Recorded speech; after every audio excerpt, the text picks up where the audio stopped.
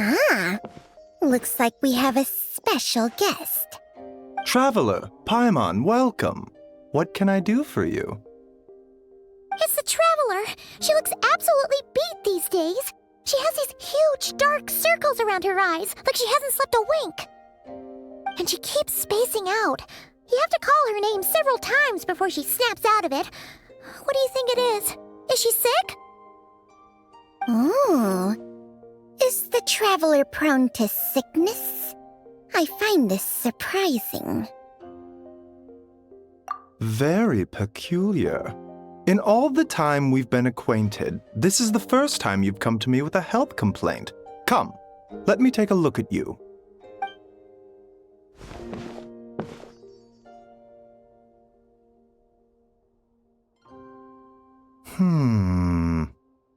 Okay, Paimon does not like that expression, Baiju. It's not serious, is it? Complexion is good, eyes are clear, breathing is steady, pulse is strong. Physically, you appear to be in good condition, Traveler. In theory, your energy level should reflect that. You should be feeling right as rain. Hence my concern. A clean bill of health is usually a good thing, but in this case, it likely means your situation is more complicated. Physical illnesses come with detectable symptoms that can be used to diagnose, medicate, and cure the condition. But afflictions of a non-physical nature, they fall outside a doctor's realm of expertise. Huh? What do you mean, non-physical nature? Curses, dark magic, it's hard to say. It could just as easily be a simple case of mental fatigue. Why don't you rest here for a bit? Whatever it is we're dealing with, clues to your condition are sure to reveal themselves in time. Once we know the root cause, we can administer the right treatment. I've seen my fair share of mental afflictions. To start with, some calming incense, a good night's sleep, and a good meal will do you a world of good.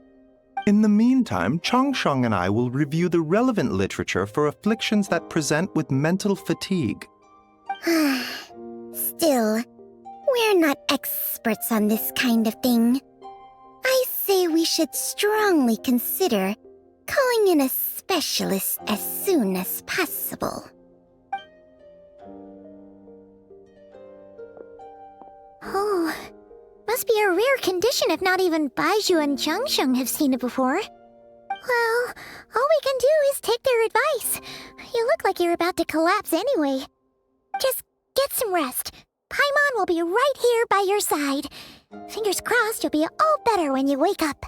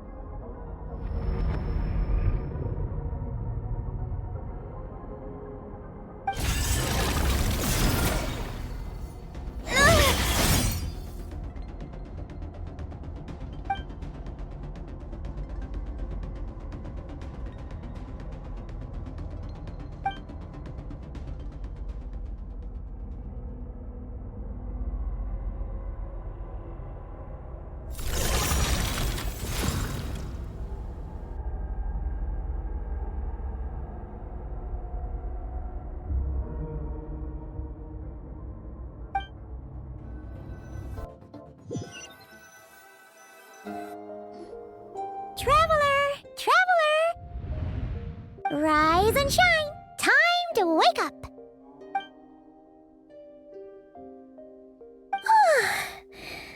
Besides, you're making Paimon look like an early riser. It's already afternoon.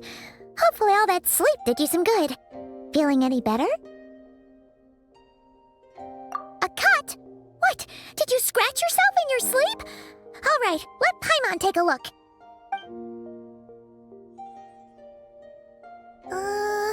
Nope, nothing there.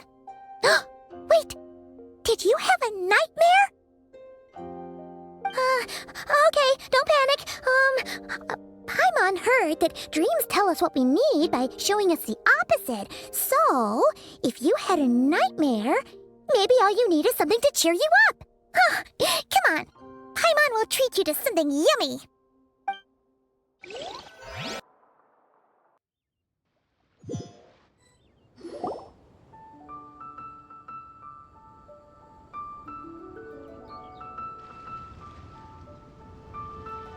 What?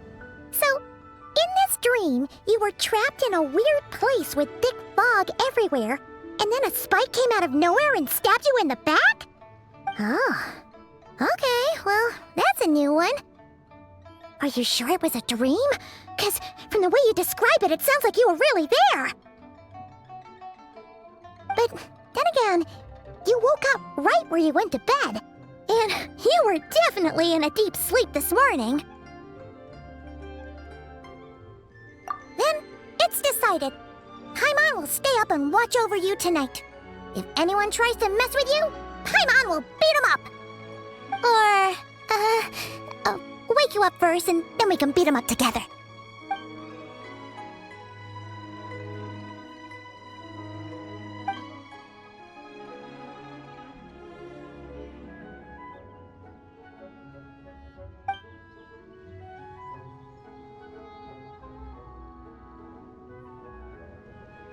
Something is missing.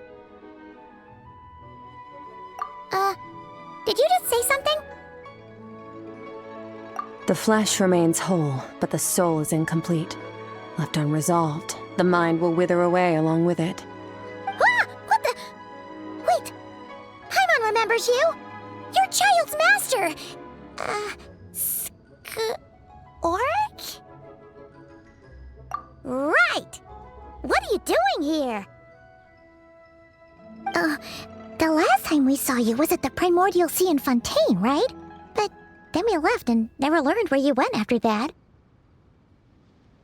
Child's been looking everywhere for you, by the way. What brings you to Wanmean Restaurant of all places?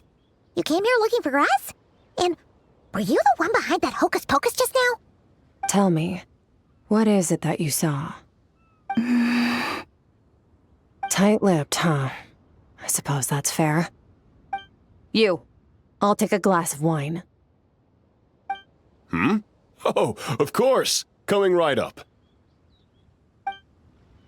We make this one in-house. It's not too strong. Enjoy. Chef Mao, I'll take a grilled tigerfish over here. Coming right up. If I knew we'd be this busy, I wouldn't have approved Shenhe's vacation. At the end of the day, what happens to you is of little consequence to me. I'm not here to try and win you over. Trust me or not, the choice is yours. If you want my help, now's the time to speak up. You have until I finish my drink. I was investigating an abyssal disturbance in the area and happened to notice you. Part of your soul is damaged, and the wound bears traces of abyssal corrosion. Need I say more? Neither of those things sound good.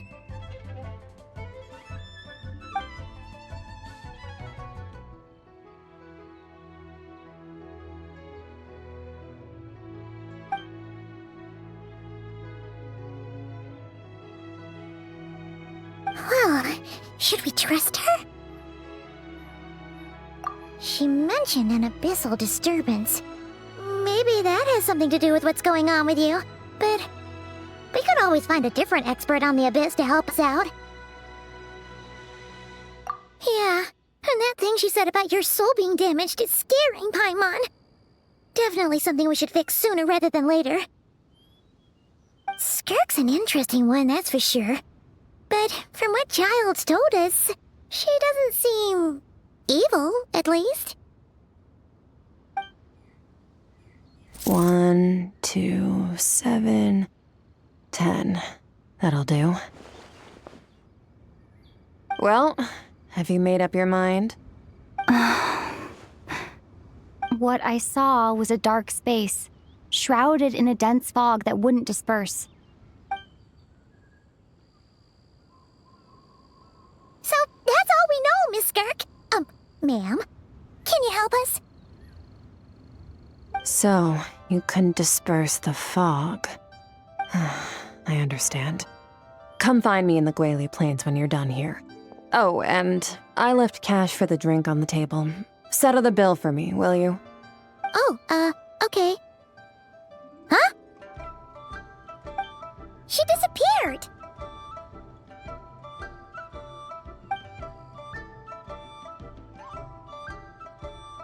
Wait, hold on. You overpaid. Here's your change. Oh, no, this includes the drink, so it should be the right amount. I didn't think you two ordered a drink. We didn't. It was that lady who came and sat with us, remember? You brought it out to her yourself. You sure? I could have sworn there were only 2 of you at that table. What? What'd you put in their dish, Chef Mao? Some kind of hallucinogenic mushroom? You got them seeing things. Seeing things? Wait, so neither of you noticed her? Young lady? About this tall? Wearing a purple dress? She ordered a glass of wine! Oh, now you mention it, that vaguely rings a bell. And it looks like I did open the wine jar, so it must have just slipped my mind. In any case, that settles your bill. Come again soon. Chef Mao? Check, please. Coming! Okay, what was going on there? It's like they didn't remember Skirk being there at all. Even Paimon was half convinced we hallucinated the whole thing. But that Mora she left for us was definitely real. Oh, this whole situation is giving Paimon the creeps. But anyway, she told us to head to the Gwali Plains, right? Let's not keep her waiting.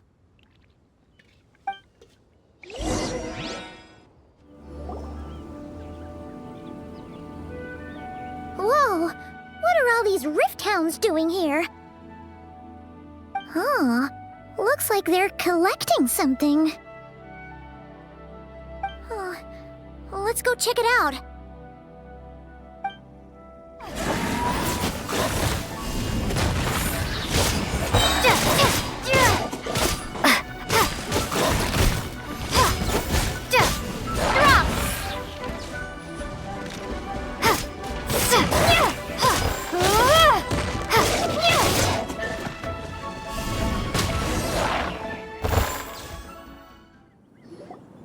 So, this is what they were collecting. It looks kinda like... Yeah, what is going on here? From the moment they are born, all beings with great power have an impact on this world. Even if their body is sundered and their soul extinguished, their influence remains. Gods are the most common example of that. The remnants of gods who fell thousands of years ago remain buried deep within the earth, carrying within them a warped will and a dark curse. Together, these remnants form what you call god remains, and it appears that some of those sealed here were dug up and removed.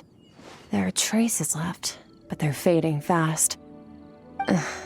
What are you doing? Nothing! Just wanted to make sure you were, real? She's definitely not a ghost, Traveler. Paimon poked her, and she's solid. Your life hangs in the balance, and that's what you're fixated on? Strange set of priorities. It was just a trick to avoid being perceived. If someone notices me, those memories are erased. Simple as that. Unlike you, I have no desire to establish a connection with the world. The weak and the lowly have no right to remember me. They're lucky they only have a few missing memories to show for it. Now, can we please get back on track? Okay. Where were we? remains. So basically, there's now less of them here than there used to be, right? Isn't that a good thing? In our experience, god remains are 100% bad news. A lot of terrible things have happened because of them. Maybe it's a good thing by human standards, but power doesn't come from nothing, and it doesn't just disappear for no reason. The remains aren't just gone, they were taken. Very clever, Traveler. You aren't the only one who had something taken from you. There are victims like you everywhere. The only difference being, you can speak, and the remains cannot, so it went unnoticed. Something similar happened in Sumeru. Within the span of one night, countless consecrated beasts were slaughtered, and a large amount of the god remains buried in the desert went missing. Of course, god remains are just one of the targets. The culprit is chipping away at sources of power all over this world, including the Stella Fortuna above. Wait, you mean the stars? 42 of them have died out in the past few months alone. In Conria, people believed that powerful individuals have corresponding Stella Fortuna. Even should that individual fall, their Stella Fortuna would not disappear, but gradually evolve into a new constellation. Yet now, stars are disappearing from the skies entirely, and it's not hard to deduce what's happening to the power they contain. Something has been leeching power from this world like a parasite steals nutrients from a host. And now, it's no longer satisfied with the remains of the dead. It wants you. This time, it only took a fragment of your soul. But next time, there's no telling how far it could go. No one knows. All I know for certain is this. Getting back what you lost will not be easy. Considering how much power this entity has stolen, it must be a god-level being by now at least. But that's not the real concern. Souls are fragile things, and yours could easily be crushed if you go up against it. So you're gonna help us, right? We're going to help each other. You are my ticket to uncovering this thing's true identity. Well, great! You seem super strong and you know a lot about the Abyss, so Paimon will take it. Don't get all mushy on me. All I'm doing is helping you get back to normal after a sudden crisis. And I should warn you, getting mixed up with me can have unforeseen consequences. We're on very different journeys. You don't want to be in my debt, trust me. You help me uncover the truth behind this entity, and I'll help you recover what you lost. This is a transaction, that's all. You would do well to remember that. Now, come along. Yeesh! You'd think she'd be a little friendlier since she's agreed to help us. But nope, she's just like when we met her in the Primordial Sea. So cold. Well, whatever. If that's how it's gonna be, then she doesn't deserve our friendship. What she does deserve is a super embarrassing nickname. Ah! Paimon's got it. Frosty the Lavender Melon! Serves that Ice Queen right! Anyway, the important thing is that we get that piece of your soul back. So, let's follow her and see what sort of plan she's got.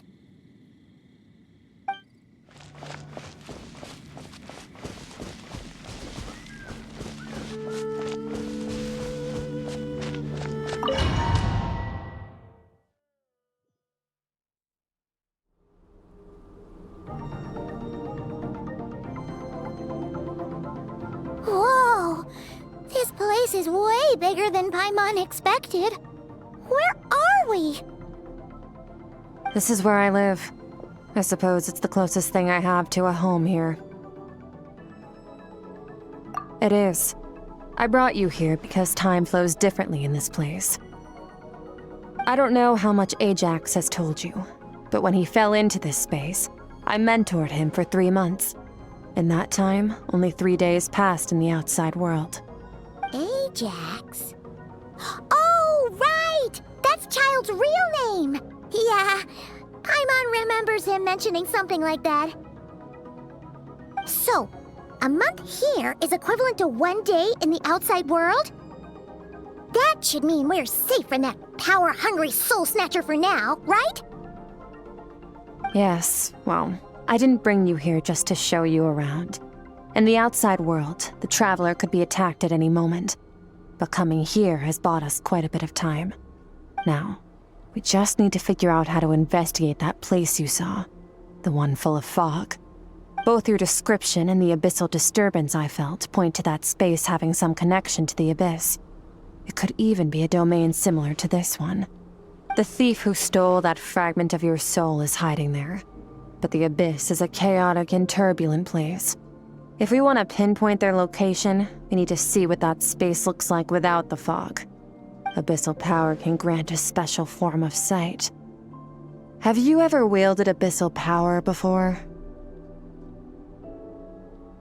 Okay. Do you plan to learn? That tracks. All the information you have suggests the abyss is something sinister, and that abyssal power is a wild and dangerous force that always spells disaster. And you're saying that's not true? Depends on your perspective. Floods and hurricanes take countless lives too. But if one day you gain the power to control them, what was once a calamity is now just another tool in your arsenal. I'll respect your opinion, though. Just means we have to turn to the second best option. A little abyss crystal that contains my power. Wear it on your head, and we'll be able to perform dream mirroring when we fall asleep. Dream mirroring? It means experiencing whatever the other person is dreaming. Everything they see, think, and feel. Since you haven't studied the art of using abyssal power, and have no plans to jump in the deep end right now, I'll have to do the investigating for you. With dream mirroring, every time you slip into a deep sleep, I'll see with my own eyes whatever scene plays out in your mind. Then, I can guide you through the dream environment, and we'll take back what was stolen from you. Huh. You make it sound so simple. Tough to say. This is an unprecedented situation for both of us. Even assuming we do manage to find where this entity is hiding, like I said, getting your soul fragment back won't be easy. To play it safe, I need to give you some special training first. Wait, you're gonna teach her some of your martial arts? Does that mean the next time we see Child, we have to treat him like our senior? Do as you want. For my part, I don't see you as my disciples. You're already a pretty good fighter. All I'm planning to do is build on your current skills and train you for the specific scenarios that I think we might face. But that's enough talk. If you're ready to do this, then come with me. Time might be more lenient here, but that's no excuse to waste it. Oh, she moves fast. Paimon can hardly keep up with her. So, special training, huh? Kind of a rare opportunity. With your skills, there's not a lot of people qualified to train you. The last time something like this happened was probably anti-Raiden Shogun training, right? Oh, feels like a lifetime ago. Skirk seems pretty strong too, though. Remember how she said that the all-devouring narwhal was just her master's pet? Maybe we really will learn something here.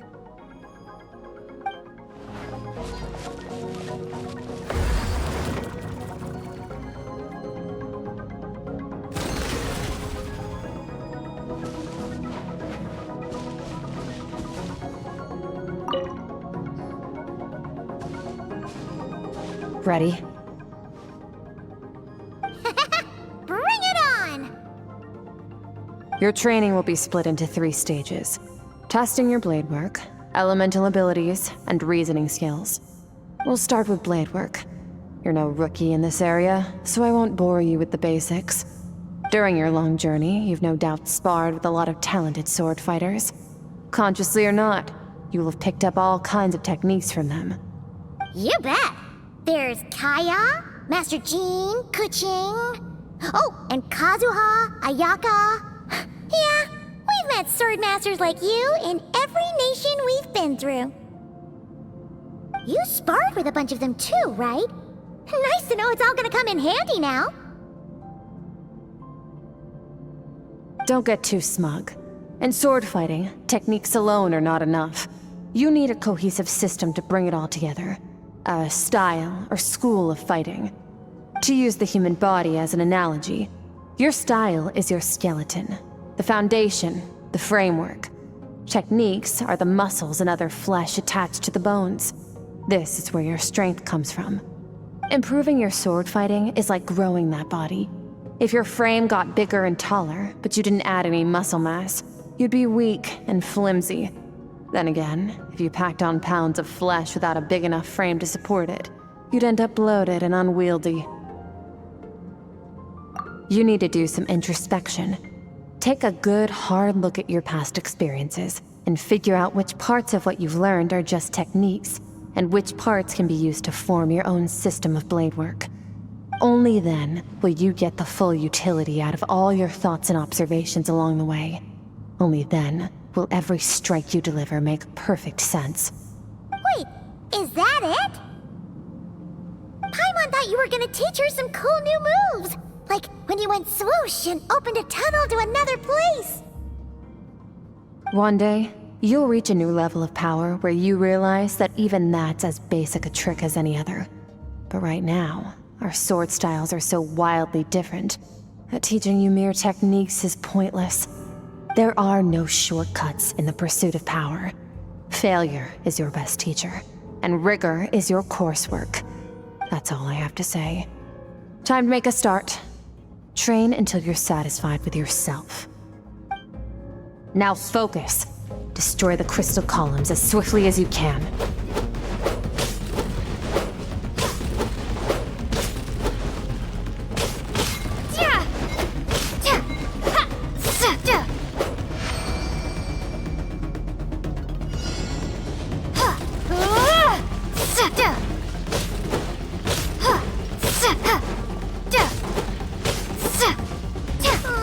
This is making Paimon's head spin.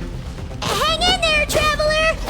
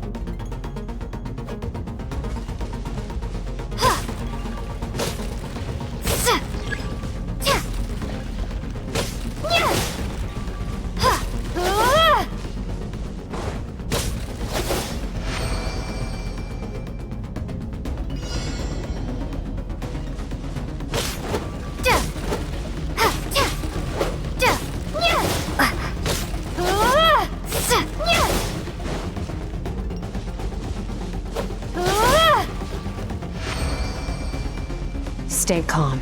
Use your head. You have to keep it together.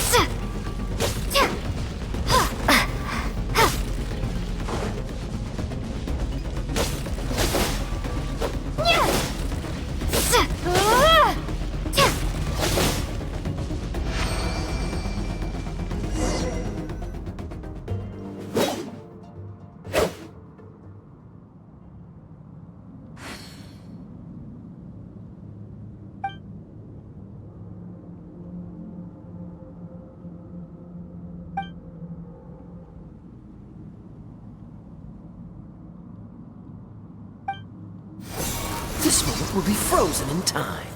Cut to the chase. Consider a moment of true mastery that you've witnessed in another person, and ask yourself, what lies beneath the surface? What's their guiding philosophy? What's their state of mind as they maneuver their weapon? Now take that and practice it right away with speed, skill, and strength, over and over, until your hand is one with your mind. This is the only path to true growth. Step on up. Dance with the waves.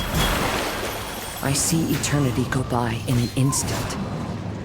The autumns of many years from a single leaf. Thus, I shall slice this maple in a flash and ask a question of the ages.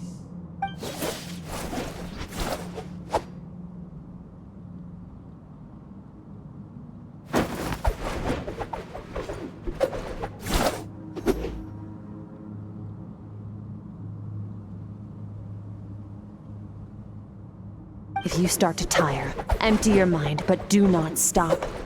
Stay in that frame of mind as you keep up the fight. Get rid of all redundant movements. Imagine your sword is an extension of your own body.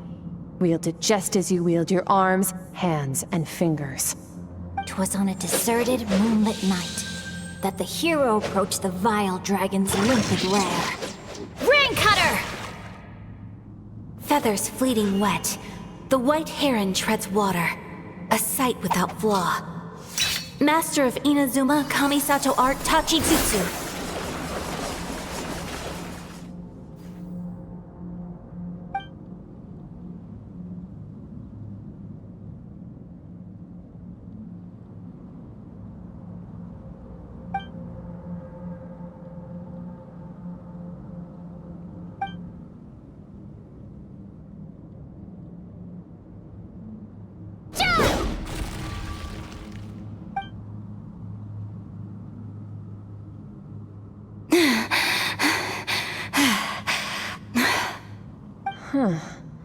Looks like you've made some real progress. That concludes your training session. Awesome! Paimon knew you could do it! How do you feel? As you should be. Time flies when you're training hard. You've actually been going for several days now with no rest. Yeah, meanwhile Paimon's had a whole bunch of naps. But you were so focused, she didn't want to interrupt you. Go get some sleep. I'll be doing the same very soon. Let's hope you see that foggy place in your dream, so I can get this investigation over and done with. Sometimes, you have to practice a single movement 1 million, maybe 10 million times, before the breakthrough moment comes. Nothing in the outside world can help you in this process. The most important thing is to remain patient.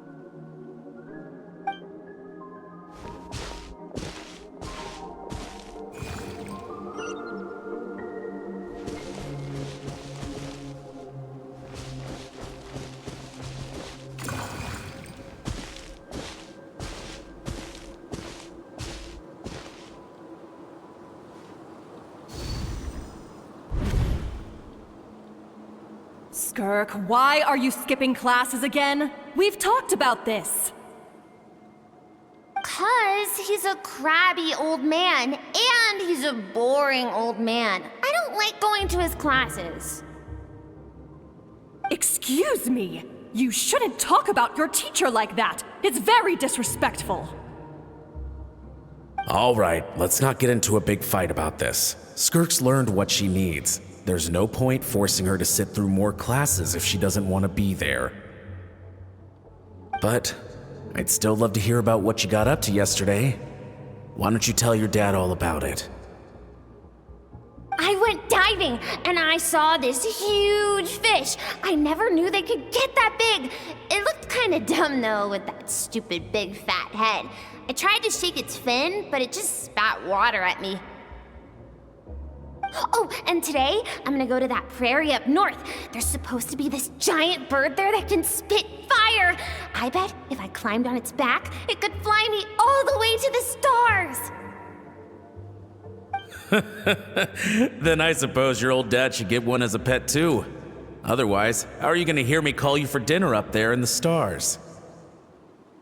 When it's time to eat, I'll come back on my own, Zilly. Anyway, gotta go. Bye, Mom. Bye, Dad. Wait! Put on a coat at least, you'll catch a cold! I'm talking to you, young lady! You spoil that child, you know. Ever since that merchant ship arrived, she practically lives outside. Always going on about exploring the beyond one day, whatever that means. Ah, let the kid do what makes her happy. Besides, we both know you're all bark and no bite. Come on, our little adventurer's gonna be hungry when she gets back. Let's get started on dinner.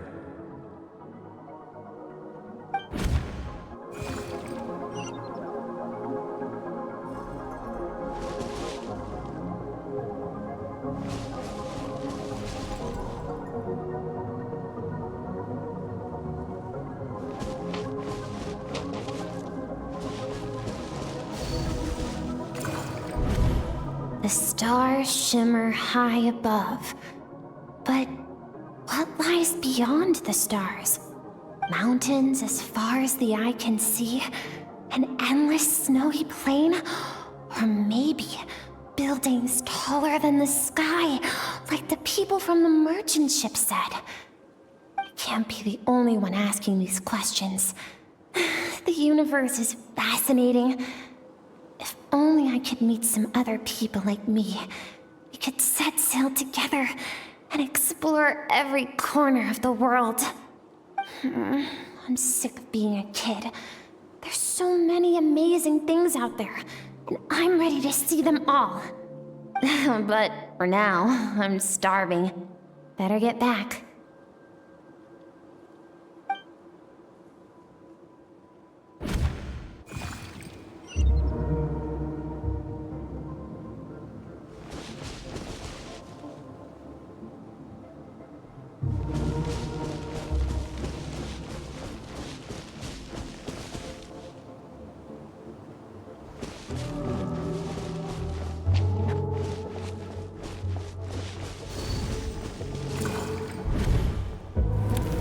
Don't let a single one of them get away! No, please, spare the children! Stay back!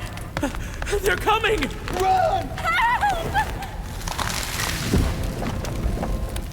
Eliminate the threat. Take them down. Don't be scared. This way! We'll never make it! Fire. There's fire everywhere. What happened? I told you we shouldn't have trusted these outsiders!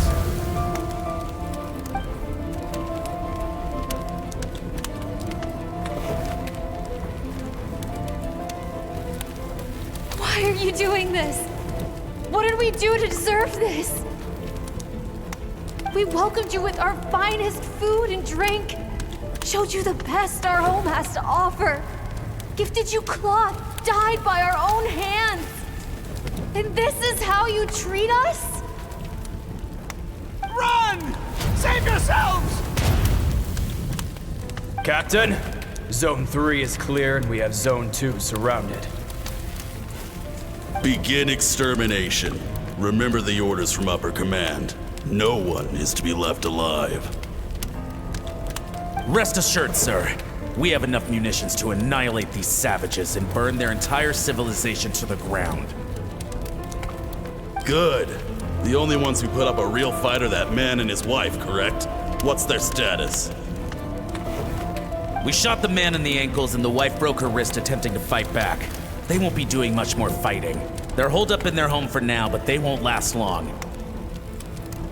To prevent them from making some kind of last stand, we're planning to clear out the other zones first so we can send a bigger squadron to surround them. Well, well. Turns out some of these beasts do know how to use their claws. Now the threat these savages pose will be undeniable. Let them cling to what's left of their lives for a little longer. Once the other zones are cleared, I'll cut off their heads myself.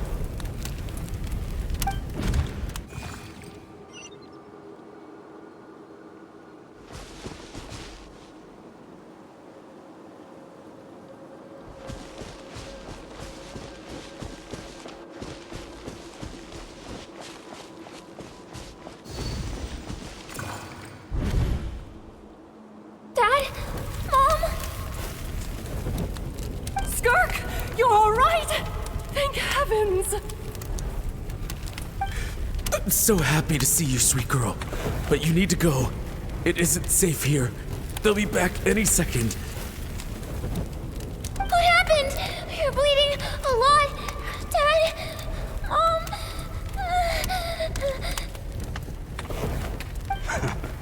This is the place.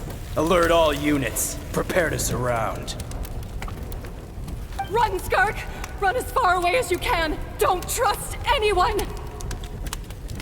Your dad and I, we're not afraid to stare death in the face, but we need you to survive. My clever girl, so curious. You're already so brave. I know you're going to grow up to be such a positive light in this world. Whenever you miss us, just play this song. Remember, life is a gift. Don't let darkness claim it. Break down the door! Look what we have here. A savage that can pluck a tune. Well, the show's over.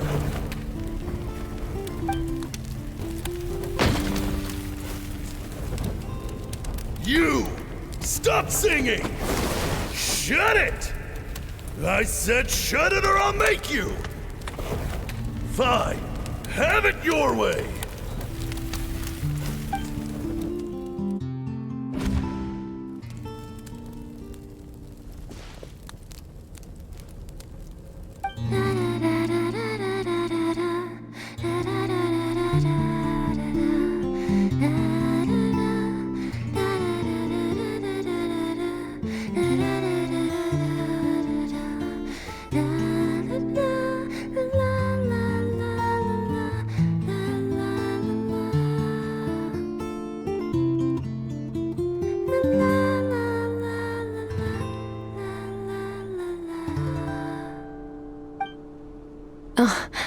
You're awake? I found a few clues while you were asleep, but it's only a start. Now, time for the second stage of your training. This time, the focus is elemental energy. Come find me when you're ready to begin.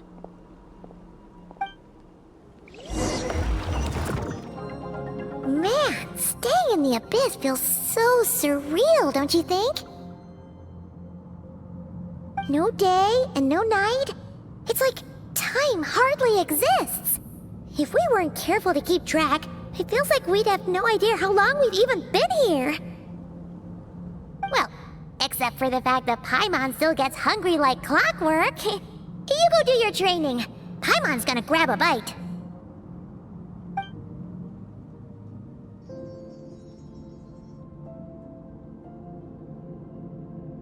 The way I see it, the pursuit of power is divided into 3 stages. The first is mastering the use of standard weapons. Next is learning how to harness natural energy. And after that, you're free to challenge even higher dimensions. The natural energy of Teyvat is, of course, elemental energy. But that's not my area of expertise. I draw from a different source of power. Abyssal power, yes. Also known as the power of the Void Realm. My master, Sertologi, is a true expert in that area. After all, he was one of the group of 5 that infamously stole the all-encompassing power of the Abyss, an act for which the people of Conria gave them the epithet, the 5 Sinners. The elemental energy of Teyvat, on the other hand, is derived from the power of the Light Realm. These 2 forms of energy exist in direct opposition to each other. Suffice to say, there's not much I can teach you this time. A keen observation, Traveler. Call it respecting local norms. The Abyss stands in direct conflict with the will of this world. So, to make my life easier, I disguise my power to make it appear cryo-like in nature. It's a technique I learned from some Conrian ruins, known as the 7 Shifting Serpent. If you ever change your mind about delving into abyssal power, I can teach it to you. So I've heard. You seem to have a knack for removing abyssal power. But is purification really what's going on there? Like I said, power does not simply disappear. Just thinking out loud. Let's focus on your elemental training. That's what's gonna help us if the situation gets tricky. True growth comes from adversity, but only if you make the choice to pick yourself up again every time you fall. So, it's time to push yourself to the limit, and then keep pushing. This is the only way to advance at pace. Use the power of Animo to clear the field as fast as you can! Windblade!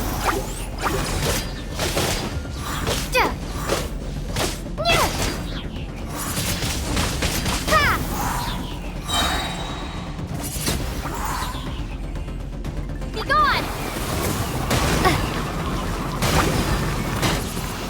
Windblade! Observe your surroundings. Look for things you can use to tilt the scales of success in your favor.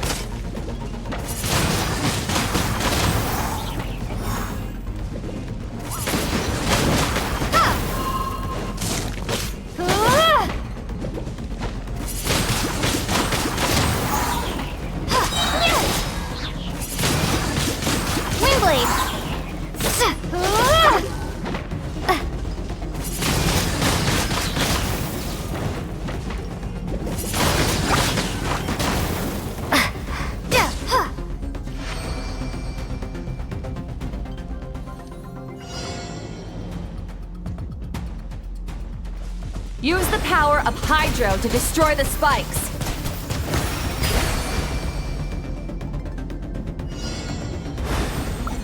Faster! Don't give them a chance to strike you! You need to be quicker than you were in your dream! You can't afford another injury like that.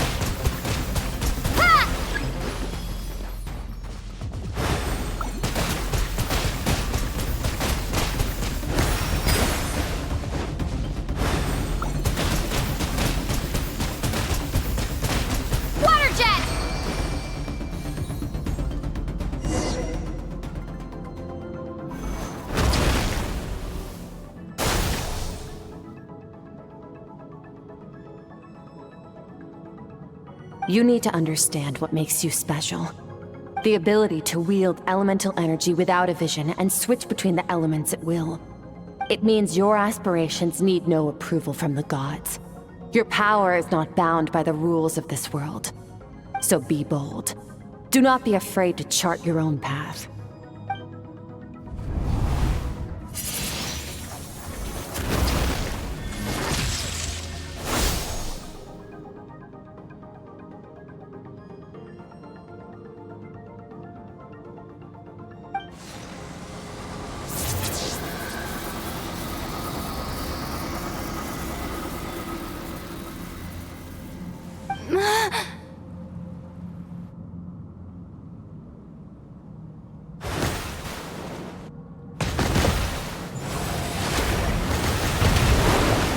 Very good. It seems you've reached a deeper level of connection with the elements. Long enough for you to lose yourself in your training, which is a good sign. Relentless practice with the elements has drained all your strength, but it's also what allowed you to make progress. Get some rest. When you wake up, we'll proceed to the final stage of your training. If you wish to master the elements at a fundamental level, you must see the entire natural world. Nature in all its places and forms. That is part of what it means to be a traveler.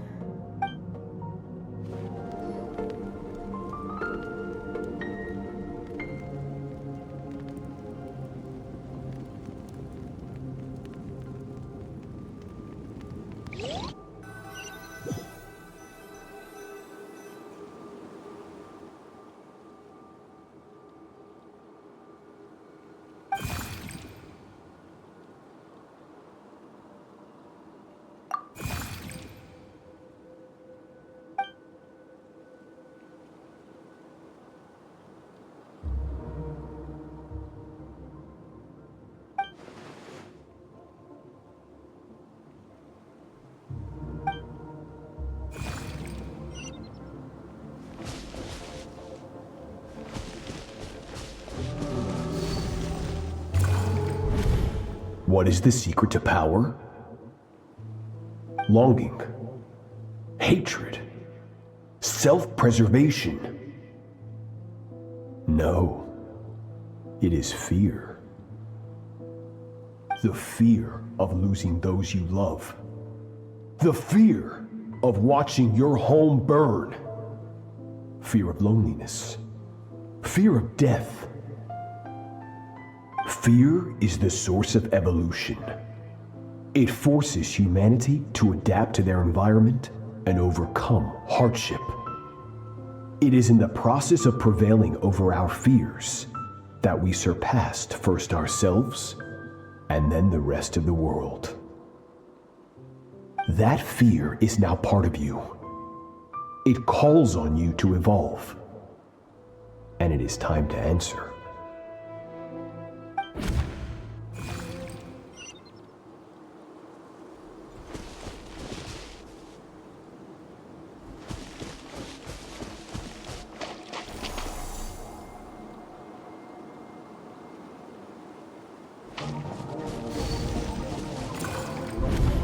Any minute spent missing home is a minute wasted.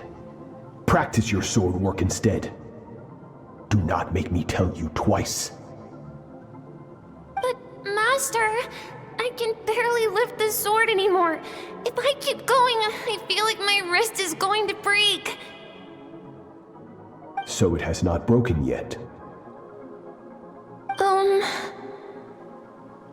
Then pick up your sword and keep practicing until it breaks. I want to hear the cracking and splintering of bone. After all, bones can always be reset.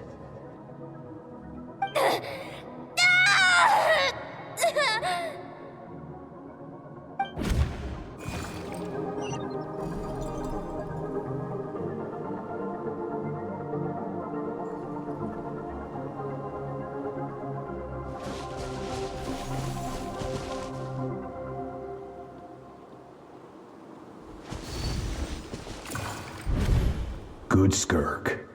Once again, you survived. How do you feel? Hold in pain. These are signs that you are adapting to the abyss. Each time the flesh is torn and the spirit crushed, each time you claw back from the brink of death, you become stronger. I now understand why these people sought to destroy your homeland. Your potential goes beyond even what I could have anticipated.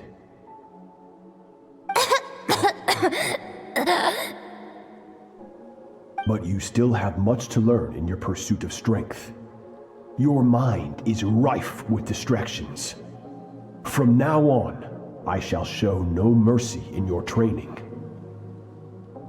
You must learn to shut out all the pointless emotion, crush the self that makes you weak, and become master over your physical form. Get up, Skirk. Wipe the blood off your face.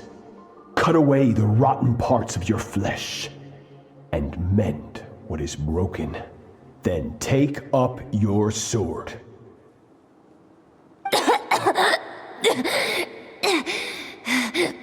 Yes, Master.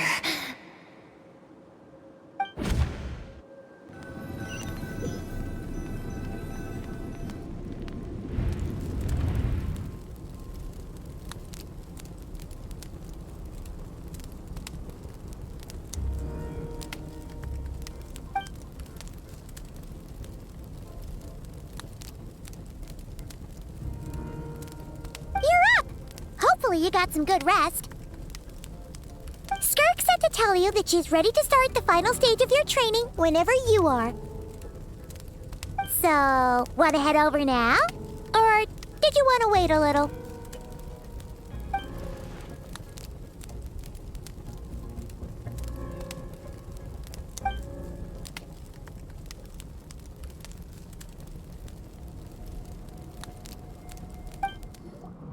From your training so far, you have gained better command of the sword, and more control over your elemental abilities. That's only part of it. Experience is the real teacher. Your journey, the friends you have made, the dangers you have faced. These have taught you more than I ever could. Now, it's time to focus on how you react under pressure. You must be able to think rationally, even in unpredictable combat situations. To simulate this, I'm going to attack, and you're going to block. Ready?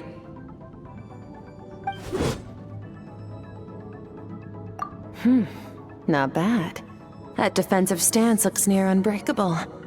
Just like your brother. Oh, that reminds me.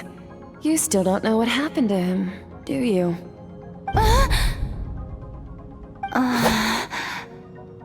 Hey, no fair! That's cheating! You think every opponent has the same moral code as you? You can denounce their deplorable methods all you want, but only if you live to tell the tale. The dead don't get to complain. Strong emotions will always arise in combat. Anxiety, anger, fear. But a true warrior is never at their whim. Only when you are free from the influence of emotion can you make the right choice, no matter the situation. How amusing. Almost sounds like you think you know me. But you don't. You can choose your own path. We are not the same. Let's begin. Try to use reason over emotion. Make the most rational and advantageous decision in any given moment. This is your final training session. Look alive. Same drill as before, but this time I'm going to interfere. Hold your focus.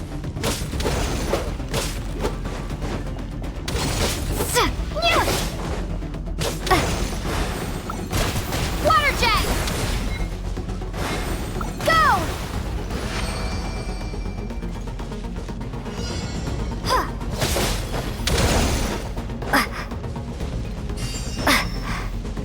Water jet!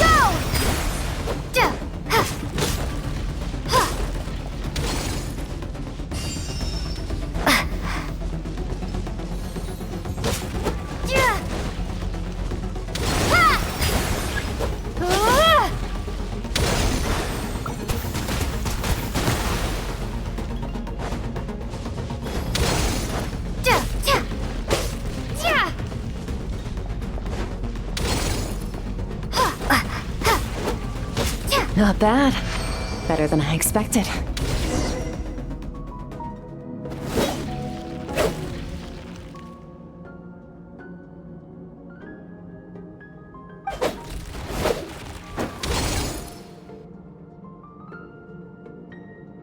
You're getting the hang of it. The first step to controlling your emotions is controlling your mind. You want a unified train of thought. It all comes down to focus.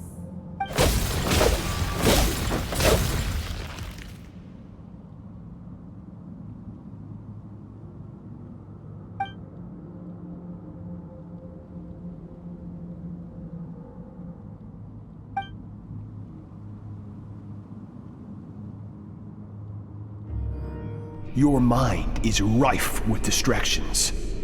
From now on, I shall show no mercy in your training. You must learn to shut out all the pointless emotion, crush the self that makes you weak, and become master over your physical form.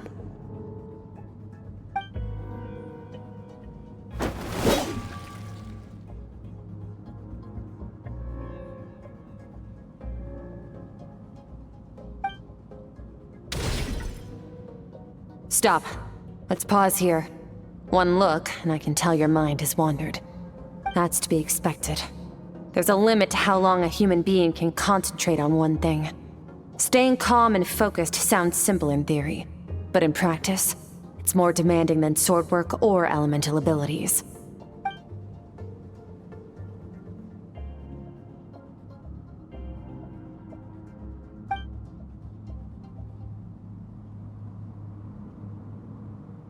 Get some rest. No point training further if you're already dead on your feet. Like I said at the beginning, the only goal of this training is for you to reach a point that you're satisfied with.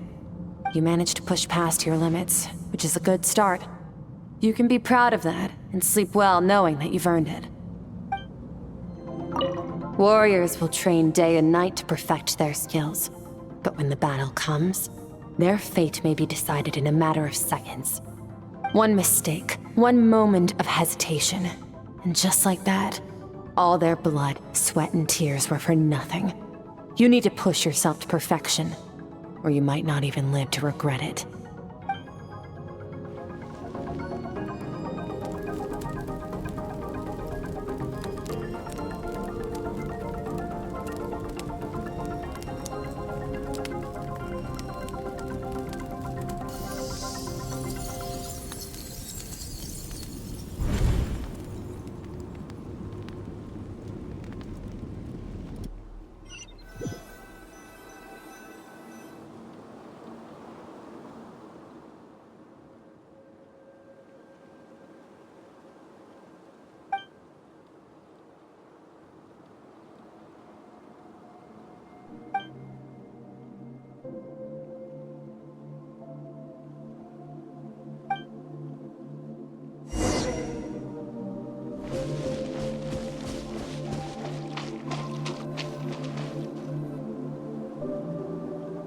Skirk is amazing.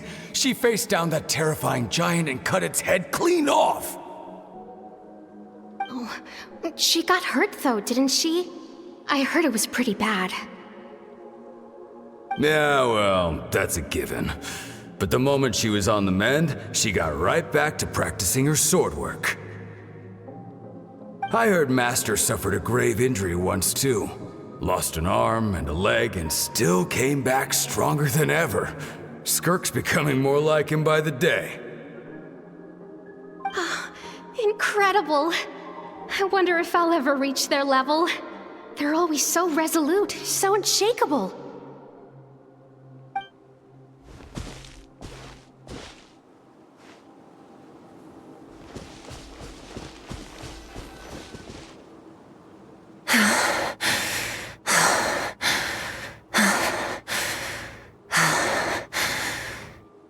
Pathetic. You're not even trying. You're so much weaker than you think. Skirk, have you become a positive light in this world?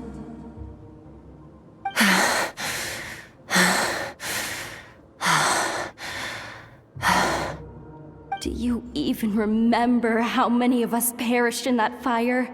How many bodies were left to rot on the scorched earth? Yet you alone live on. Keep your gaze fixed on your blade. You don't deserve to rest. I have so many questions. I just want to jump in a spaceship, explore the whole universe, and get answers from the stars. I just need to wait till I'm grown up. Then I can do anything. Now, you must bid farewell to who you were in the past and become someone stronger. Run! Skirk! Run! Only death awaits us here. Keep running, and don't ever look back.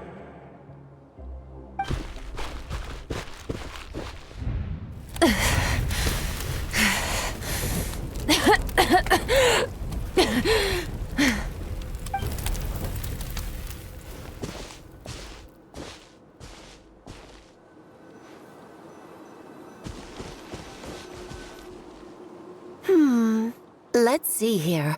First things first, you need a new identity.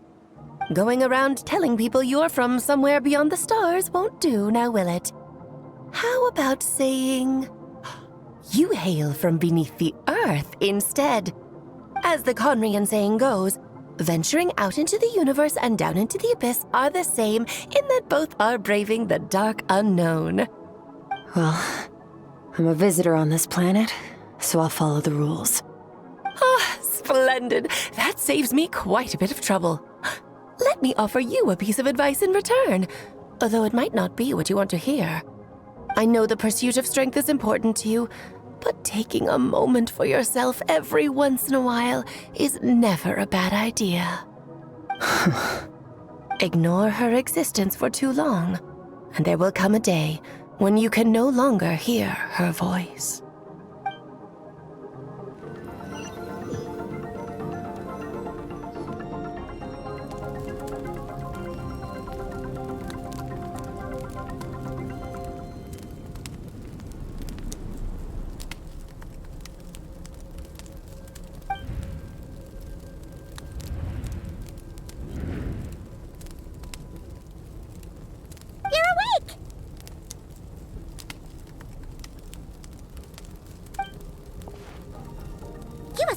Right?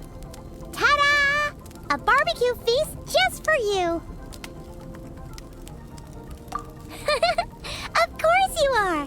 That's why Skirk and Paimon got this all ready for you. Dig in!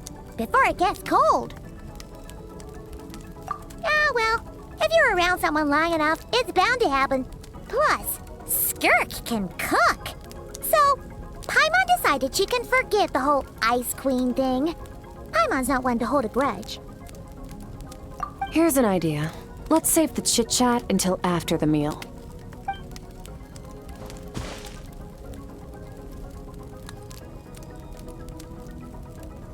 Ugh, so full. Okay, it's Paimon's turn to sleep now. Wake her up when it's time to go.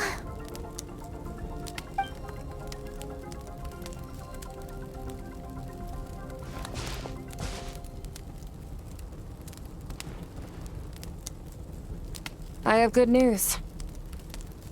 First, your training is complete. You have what it takes to wield immense power. Now it's just a matter of putting it into practice. Continue to learn from your journey and hone your skills against formidable opponents. Second, I've located the culprit we've been searching for. Next, we just need to retrieve the missing part of your soul, and our business will be concluded. When Ajax trained with me, he once told me he was bursting with questions. So I allowed him to ask me 3 of them before he left. You and I may never meet again, Traveler. So if there's anything you want to ask me, now's your opportunity. Just like Ajax, I'll answer 3 of your questions.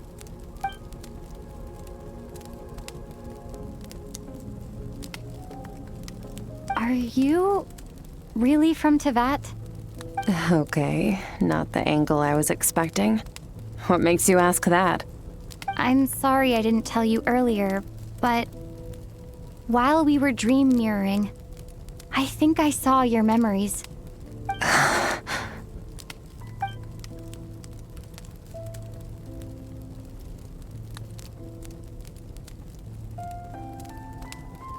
I knew that was a possible side effect. Closed off my mind to you for that exact reason. Even with the dream mirroring, you should have seen nothing but endless darkness.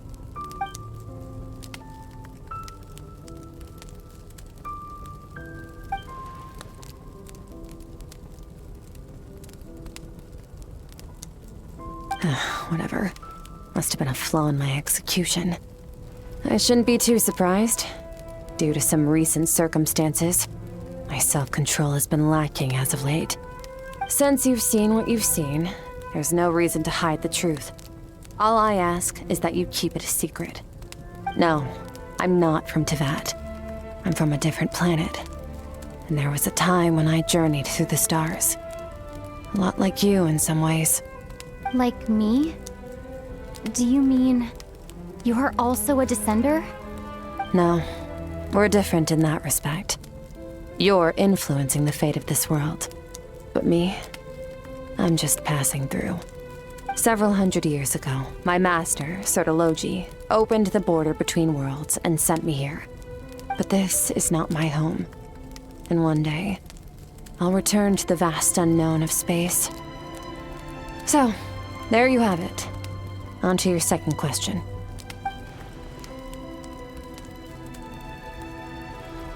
What is your goal in coming here? To become stronger. For certain reasons, I need to bridge the power gap between me and my master as quickly as possible. But first, I need to understand the source of his strength. To do that, I need to follow in his footsteps. Walk the path he once walked. And somewhere along the way, I'll find out how to defeat him. That is my sole focus and purpose. Okay. You have one question remaining.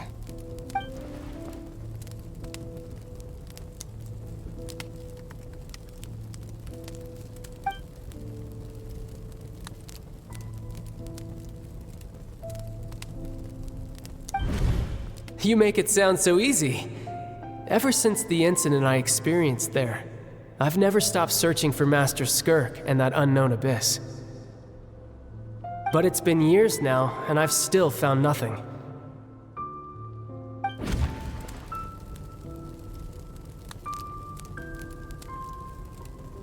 Well, your last question? You know Child is looking for you, right? Are you gonna let him see you? Ajax. His situation is different than yours. Before you ever crossed paths with me, you'd already encountered many formidable people, studied their techniques, and developed your own skill set. So, during your training, all I had to do was build upon that foundation. But Ajax was so young when he came to me. A complete blank canvas.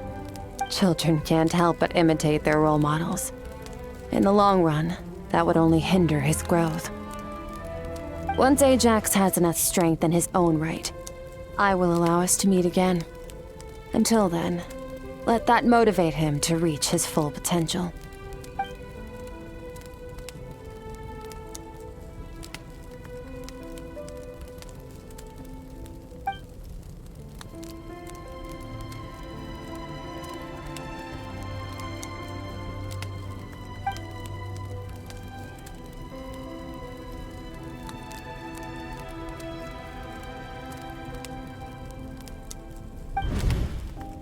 Unlike you, I have no desire to establish a connection with the world.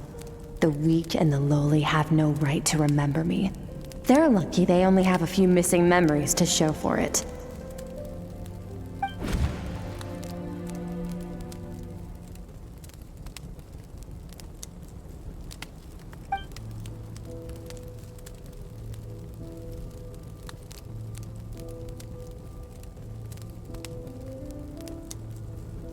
Wake up your companion.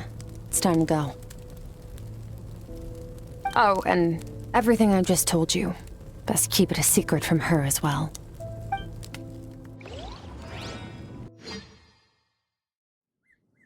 Time to to go? Oh, finally. Where are we headed? Just follow me. I'll open an abyssal rift close to the culprit's location. It will take us to where he's hiding. Wait. This is near the chasm, right? Yes. If we enter from here, we'll be able to reach that place from your dream. You have some experience with abyssal domains by now, but still, this is someone else's territory. Best to proceed with caution. Don't worry. Paimon's an expert at hiding behind other people for safety. Oh, but, that means you need to stay safe, Traveler. All right. Remember your training. Time to put it to use.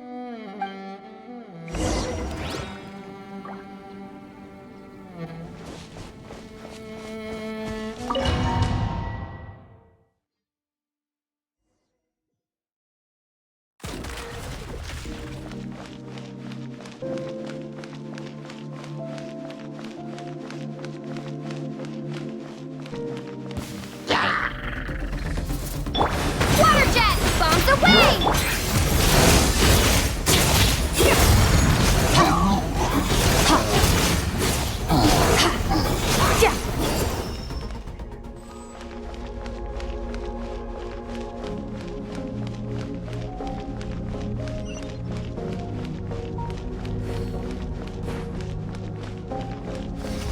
Whoa! Look at all these spikes! Careful! Don't get hit! You know what? Paimon's just gonna float behind you. Come on, you got this.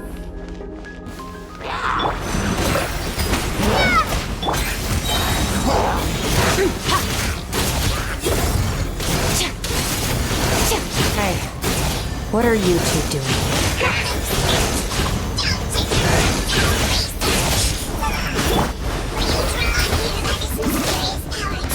Dusty, like an abandoned house.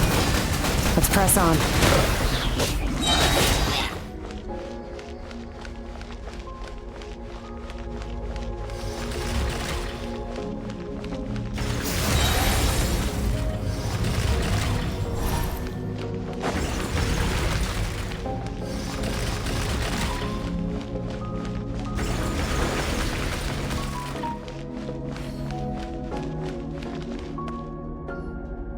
Oh, looks like this is a dead end.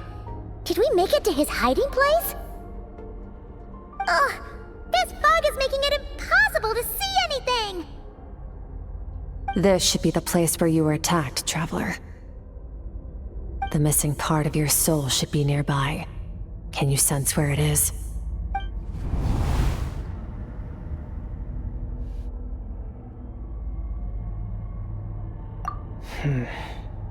Our opponent must have covered his tracks just in case.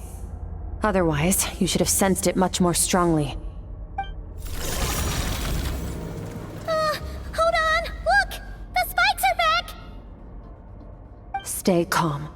Let's hold back a little. Give our enemy some wiggle room so we can see what we're dealing with. If you're too reckless, we might be playing right into his hands. Our enemy took part of your soul for a reason. It's likely he integrated it into his attack somehow. If we're smart about this, we can track it down.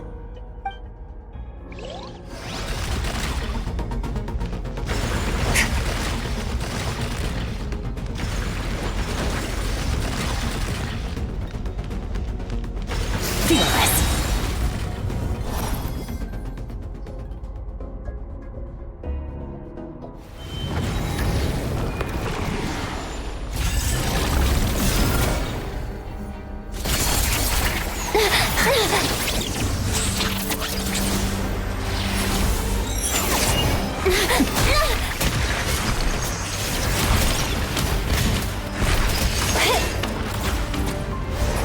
From the start, the attacks have been focused on me. Trying to break through my defenses? I see.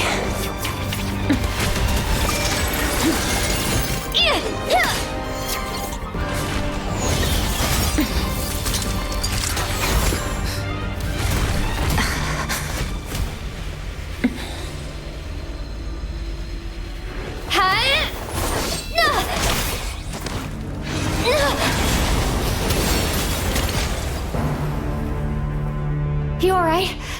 was...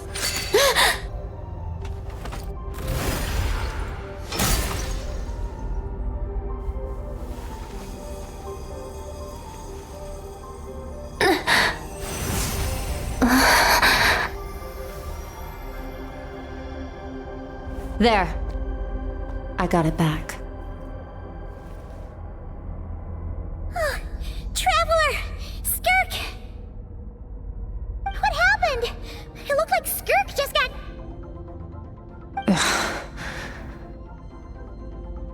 In the Gwali Plains, you asked me why this enemy chose you as his target. Now, the answer is clear. It's not just the fact that your strength is impressive. It's also because of your ability to, as you put it, purify abyssal power. Whatever that actually means. The fact is, that ability allowed him to do something that should have been completely impossible. Namely, break through my defenses and steal my power. No, he couldn't have known I'd come to his domain. He only stole your soul fragment because he knew the value of its power. I doubt he expected it to come in handy so soon. Call it fate if you want. I believe that's the term they use in this world for arbitrary coincidences like this. In any case, it works to our advantage. Once I realized what he was using that power for, it gave me the chance to get back what you lost. I'll cope. Well, done gorging? Good. Time to answer some questions. How did you get the power of the all-devouring narwhal? The all-devouring narwhal? Oh, of course! Paimon knew that spike thing looked familiar. It looks just like that narwhal's horn! I highly doubt you acquired that power through your own strength. Tell me I'm wrong. You're desperate enough to scour the land for god remains and whatever vestiges of power you can find. That alone proves you wouldn't be able to defeat a creature like that. Which leaves one possibility. You know my master, the Foul, Sertologi. The Foul? Who dares call him Foul?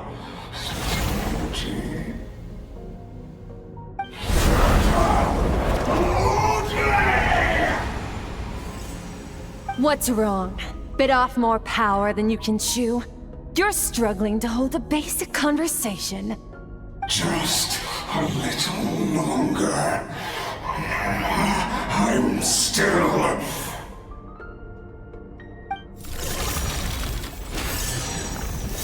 Look! It's back!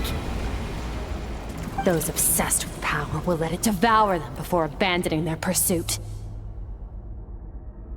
Keep calm and use reason to decide the best course of action.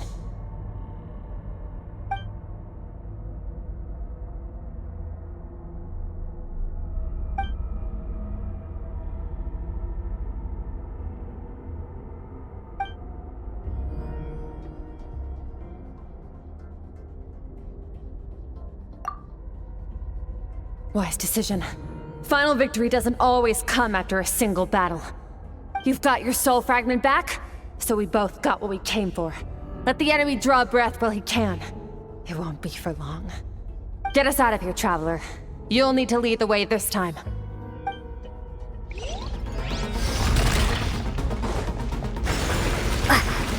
Skirk, is your shoulder gonna be okay?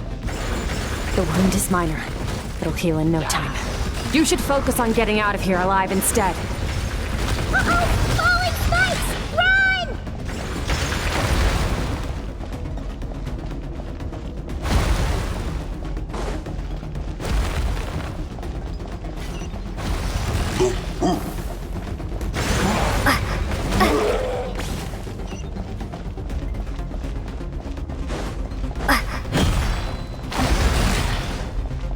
Watch out!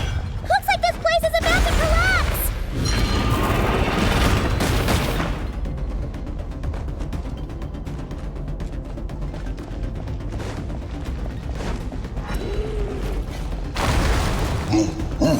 So, this guy's power has something to do with the all-devouring narwhal. Did you know that all along, Skirk? I had had my suspicions. That's why I decided to investigate in the first place. But suspicions only get you so far. I needed to verify it for myself.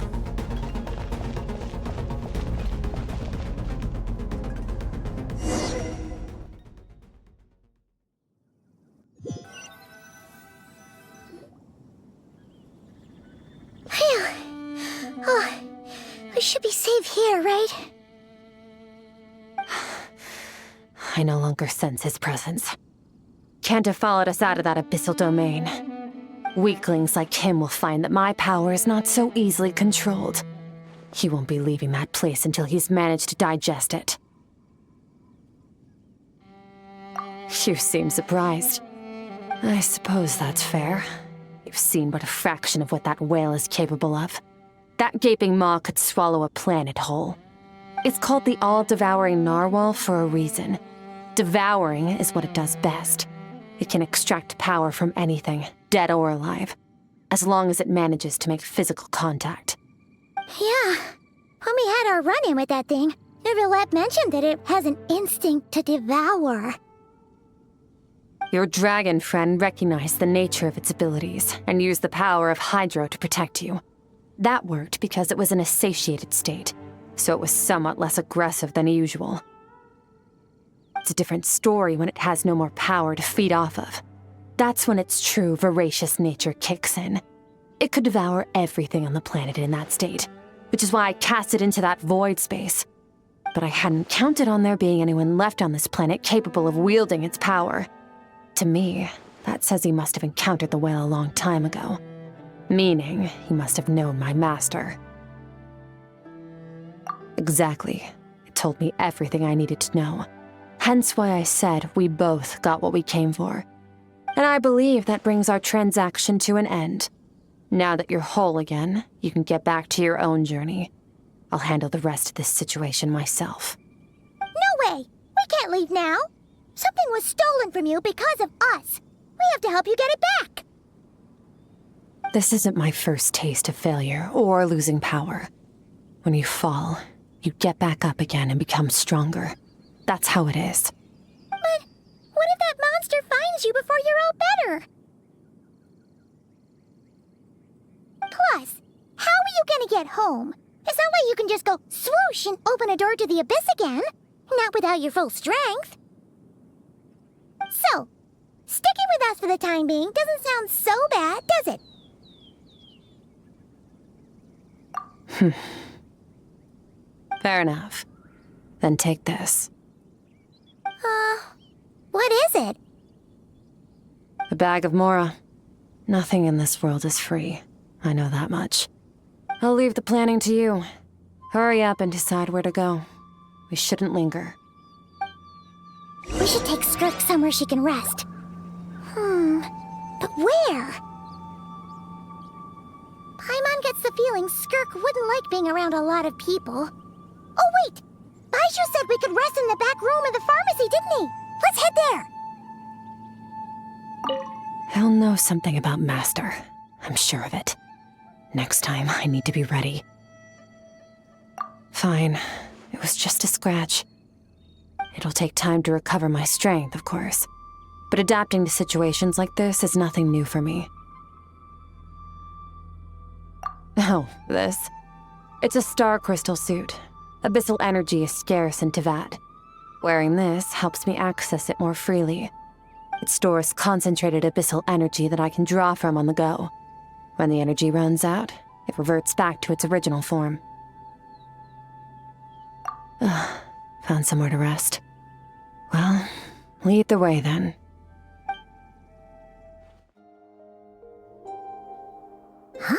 This bag from Skirk has a ton of Mora in it. Does she have a job or something? Wait, no. After what we saw at Wamin Restaurant, that seems impossible. Can you imagine? It would go something like... I'll be collecting my paycheck now, boss. Oh, sure thing.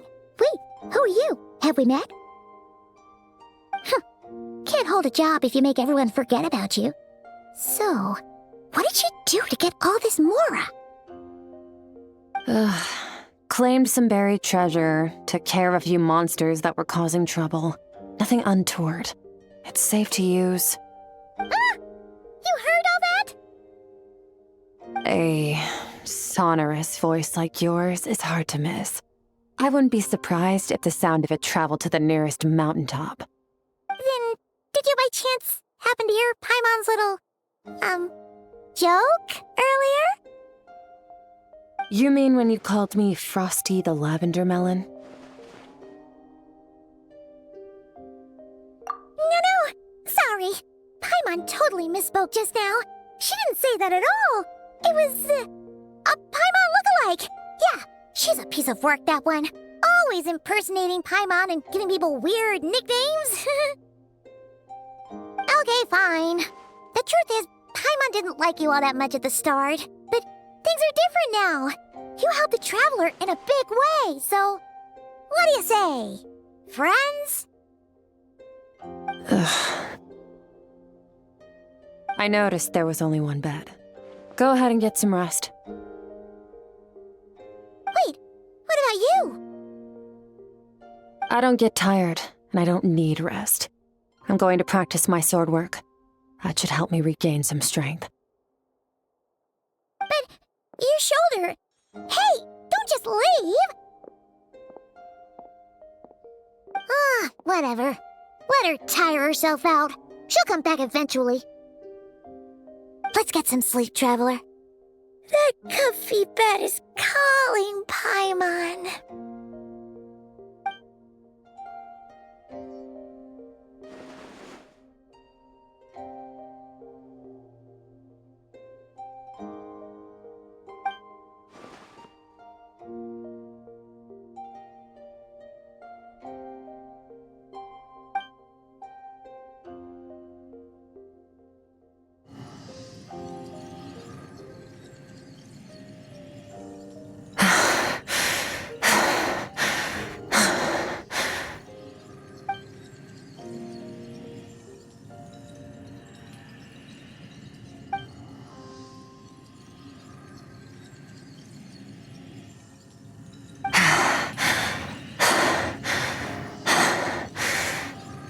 Quiet.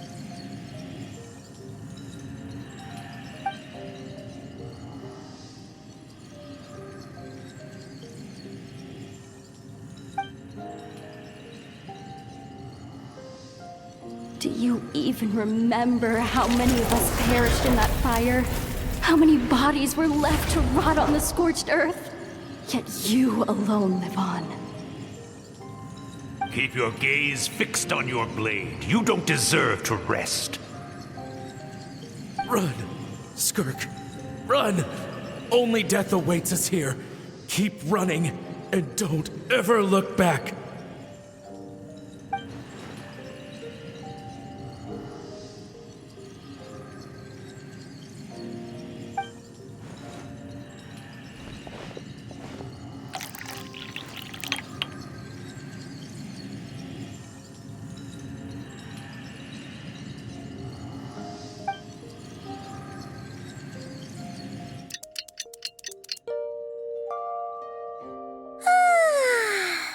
Getting an early night's sleep is the best.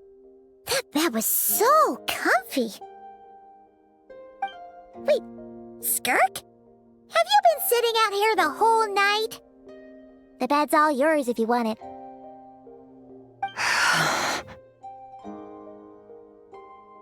About 60%, maybe 70. Whew! Paimon thought it would take at least a couple of days.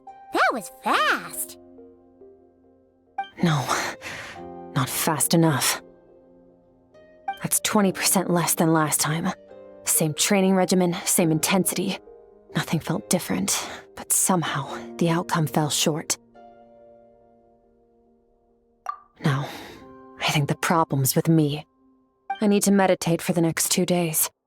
Deep introspection should help me find the issue. Ooh, sounds intense. We'll watch over you in the meantime, then. Thanks. See you in 2 days.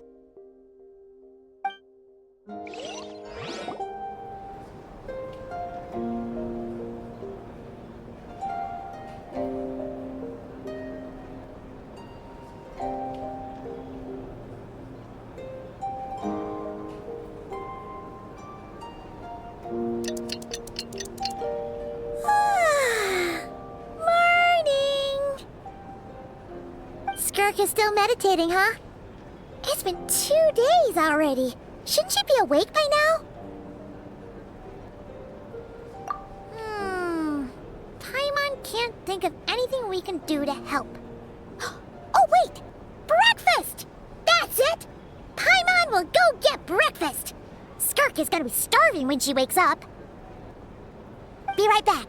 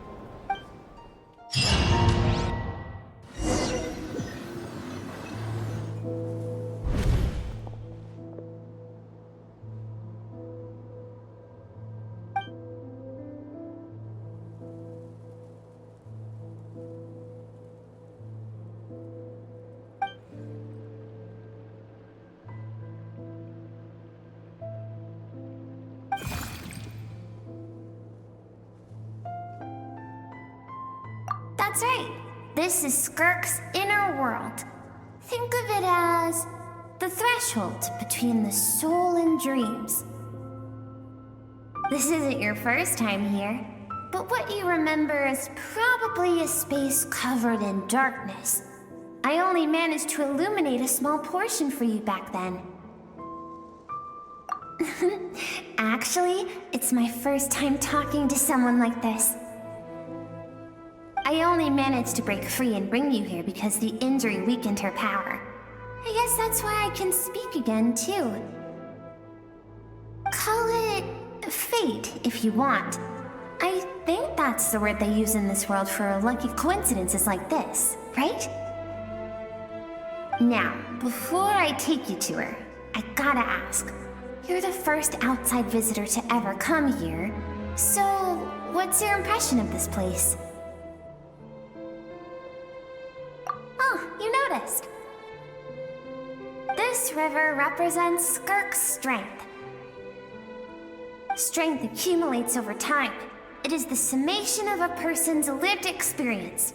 So this river is where all the fragments of Skirk's life should converge into a single stream of memories and emotions, flowing forward as one. But as you can see, this river has been severed numerous times. It's because Skirk doesn't like who she was in the past. And all she sees reflected in the river is a disgraceful shadow of who she was. She cuts through water and rock with the sword of reason, severs her connection with the past, and begins anew.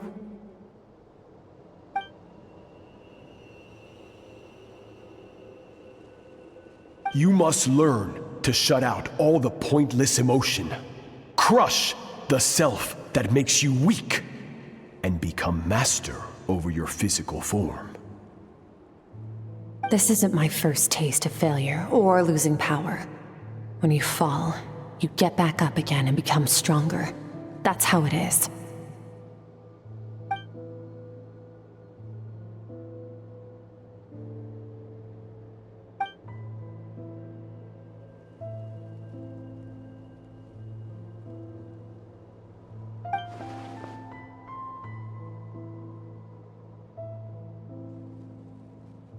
The answer to one mystery invites another question, I see.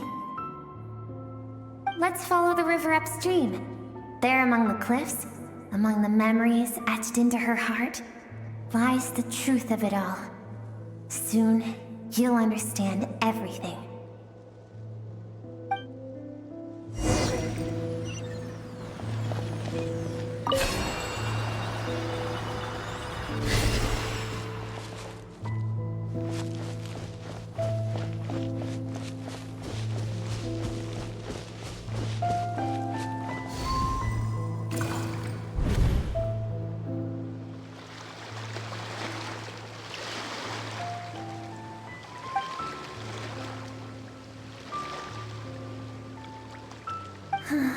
I I've always thought that, even when falling leaves don't come from the same tree, they can still form bonds of kinship when they meet. Like meteors, you both made a journey through the stars. Both travelers who have landed on a planet that is not your home. Yet, when she first noticed your presence, although she hesitated for a moment, she still chose to walk away, indifferent as ever.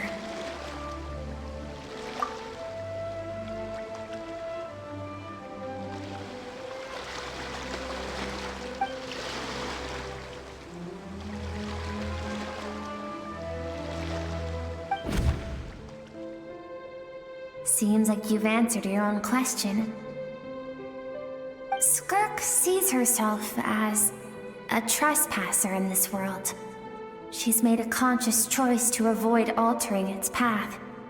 But the reason for that decision stems from events much earlier on in her life. Let's keep going. It's still a long way to the source of the river.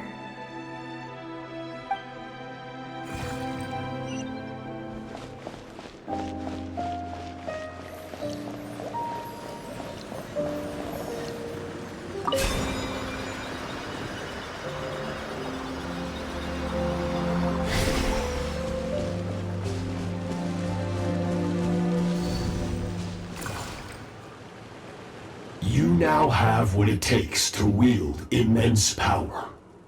From this day forth, I shall teach you no more. No one can become a worthy warrior through imitation alone.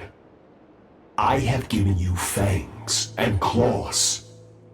Now, you must learn to hunt. You wish me to travel the world beyond on my own, Master? Indeed. Make new friends. Embark on your own journey. And piece together a new future from the shattered remnants of your past. We will still have contact through the Abyss. But know this. One day, I will take the life you worked so hard to rebuild and reduce it to ashes. Just like the fire that haunts your mind. Why would you do that? I have told you before, fear is the catalyst for human evolution. You have tasted loss. You have known fear so deep it can be felt in the bones. But as living beings, we all have an instinct to detach from that which harms us. And thus pain dampens over time, and the acrid taste of fear becomes but a distant memory. Yet now, I have bestowed upon you the gift of fear eternal. It will drown you in the nightmare of your childhood, or it shall drive you to defeat me, whatever the cost.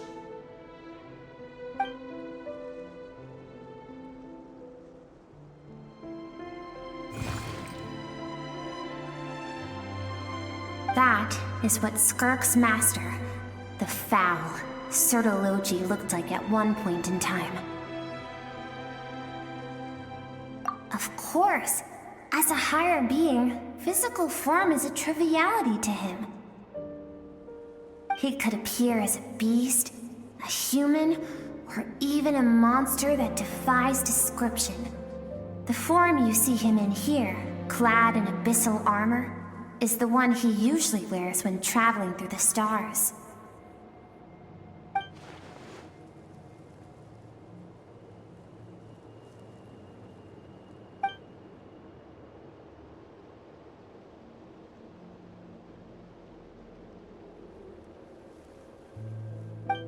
For certain reasons, I need to bridge the power gap between me and my master as quickly as possible.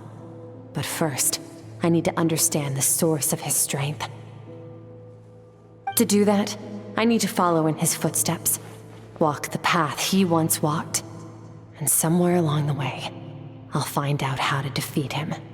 That is my sole focus and purpose.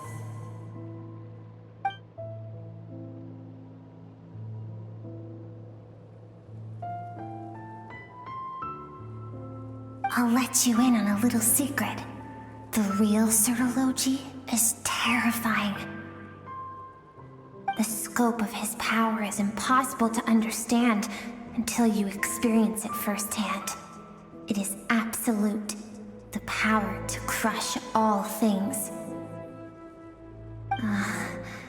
Shall we keep going? Let's see. We're about halfway there.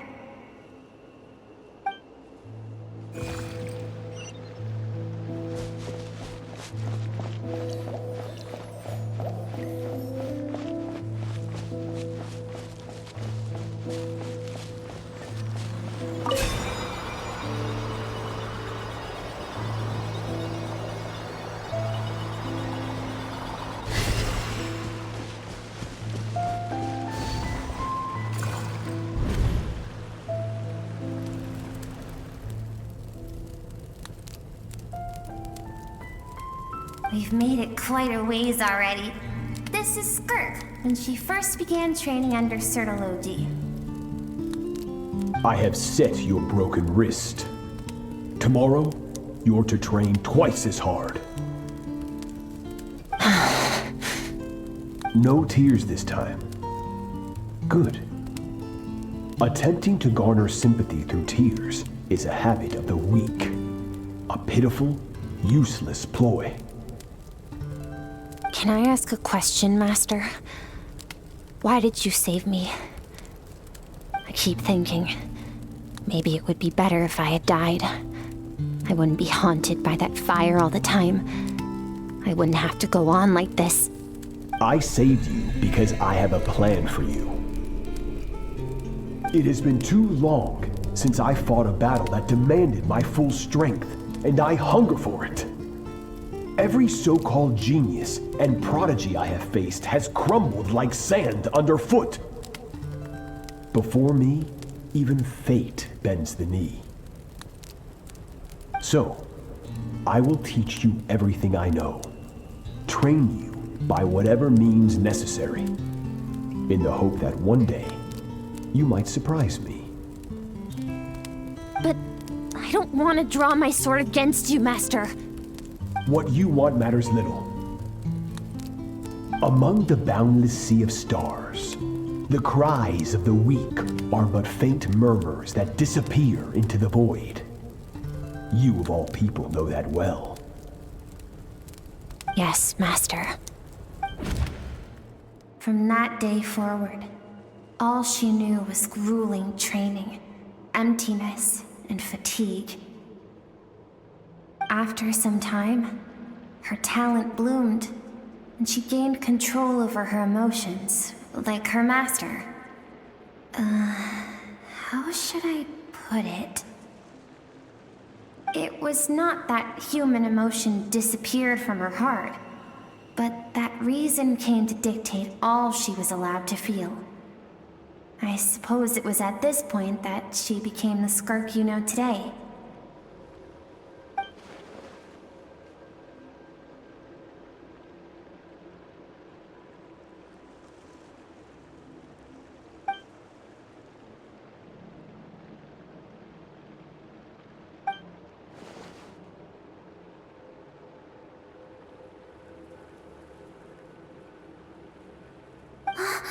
We're nearly there. I almost don't want to reach the end. Well, shall we? This is the final stretch.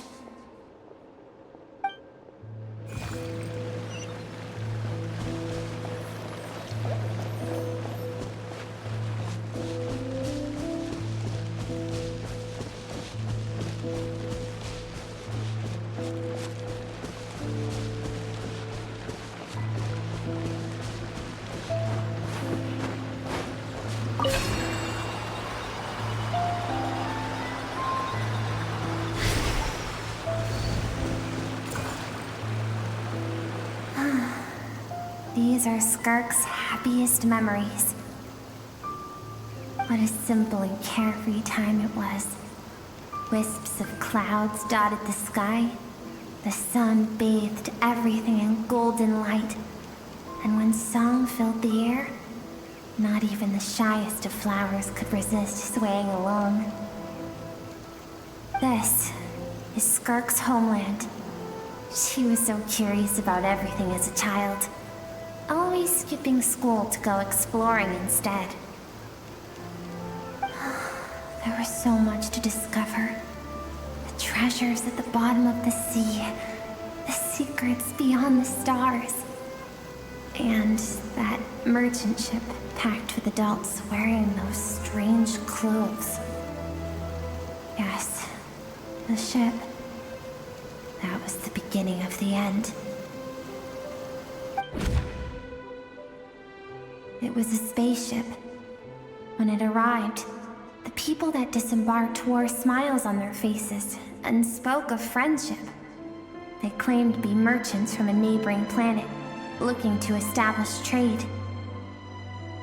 Skirk's parents, her relatives, her neighbors, everyone welcomed the newcomers with open arms and allowed them to explore the planet. To them, the visitors were guests and should be treated with hospitality. No one had any idea of what was to come. Several months later, an army of unknown origin arrived without warning and carried out a ruthless campaign to destroy everything and everyone on the planet. Skirk had skipped school that day, like so many times before, so she was not caught in the immediate wave of destruction. But when she came home that day, only fire and ruin awaited her. Countless people cried out to her for help. People she knew and loved. Friends and relatives. The little girl who lived next door. The shop owner with the bad leg. The bad-tempered teacher she had made fun of just that morning. Their lives were discarded like worthless trash as the fire consumed one life after another. Skirk was helpless. All she could do was run. And so she did. She kept running until an unexpected figure crossed her path. If Sertology hadn't been there in that moment, the fire would have claimed her life too. And there she would have remained, left to rot in the scorched earth, with no answer as to why any of this was happening.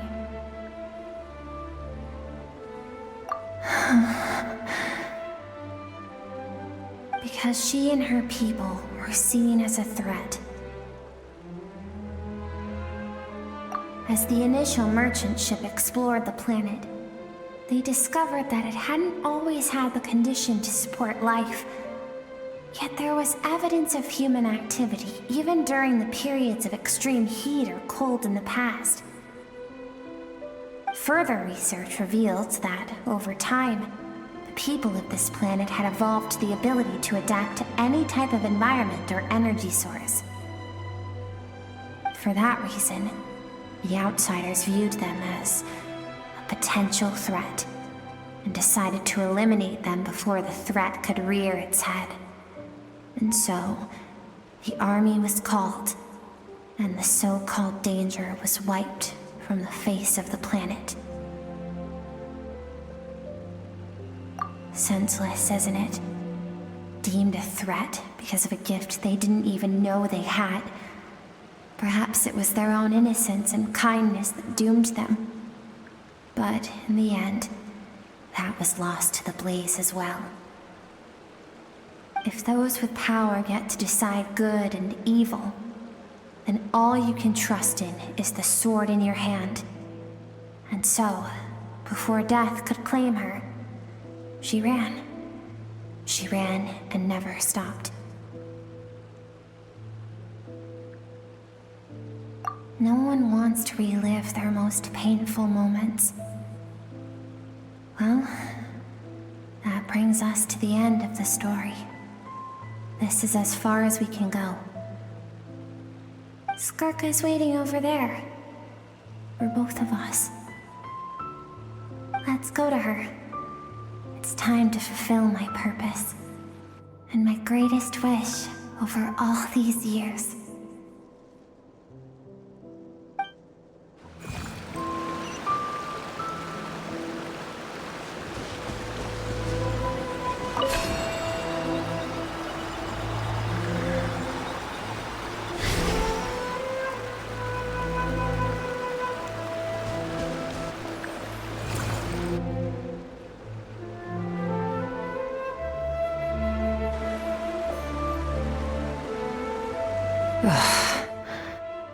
So all this, just so you could bring her here? I have things to say to you. Well, to me. I want someone to witness our reconciliation, even if it takes an argument to get there. And she is the best choice in this moment. Her suppressed emotional self. The version of herself she keeps locked in the recesses of her mind, stifled by reason. All those rejected impulses, those discarded aspects of your past selves, they are a part of me now. I am who you used to be, someone you have refused to face for too long. So, I came to face you instead. You're wrong. I've faced you all along. And that's exactly why I keep you locked here. Your existence makes me weak. Moments of joy and longing are when we are most vulnerable. Don't forget, it was a penchant for goodness over reason that doomed our homeland in the first place. The vastness of the universe renders everything insignificant. Our feelings most of all. Even so, learning from the mistakes of the past doesn't have to mean erasing everything. Strip yourself of your so-called weaknesses, emotions like kindness and empathy, and what makes you any different from the ruthless soldiers who slaughtered our people? The difference is that I'm doing what is right, what is necessary. I allow you to exist, but with limited freedom. That is the greatest kindness I can offer. I have shouldered everything you couldn't carry. I rose above the numbness and emptiness, and it was cold, unfeeling reason that brought me this far. It made me who I am. It made me strong. That is the problem. I want to shoulder those things together. On the grand scale of the entire universe, maybe our feelings are vanishingly small, but why should that mean they don't matter? Emotion gives warmth to the cold expanse of space. It gives meaning to the world around us. Think back to those nights of gazing at the stars, those afternoons of exploring the unknown. Think back and let them grant you peace. A brief respite from the pressure you put on yourself.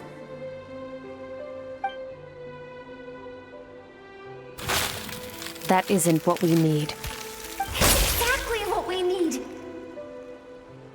Aren't you curious about why recovering your strength has taken longer than normal this time? Finally, you get to the important part. That is the only answer I came here to find. Then look around. Look at your inner world. You cast aside your dreams and curiosity, and in doing so, you lost your original motivation. You severed all connection to who you used to be, so you can no longer draw strength from your past. Now, the only things driving you forward are fear and survivor's guilt. But these cannot take you far enough. And so, this river, the source of your strength, grows more polluted by the day. And you think that means I should seek help from a weak little thing like you? Your emotional self isn't weak. The fact that she transcended time and broke free from her constraints to come and face you, that proves it. Thank you for saying that. I knew bringing you here would be the right choice. To be honest, I'm not here to argue with you. This isn't about who's right or wrong. And in fact, I agree that in order to make it through the wake of that tragedy, we had to distance ourselves from the pain through reason over emotion. But what is right at one point in time isn't always right forever. I know you will never forget that fire.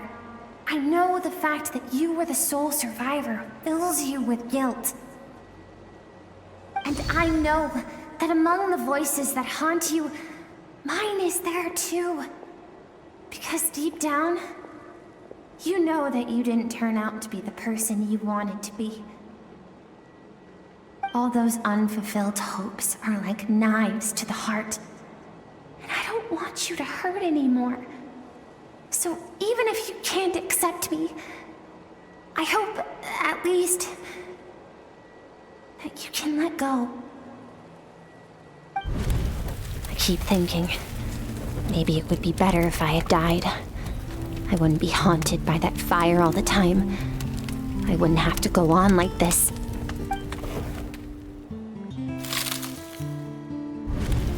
Your dad and I, we're not afraid to stare death in the face, but we need you to survive.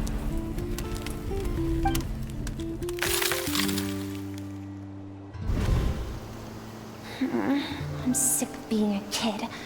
There's so many amazing things out there, and I'm ready to see them all.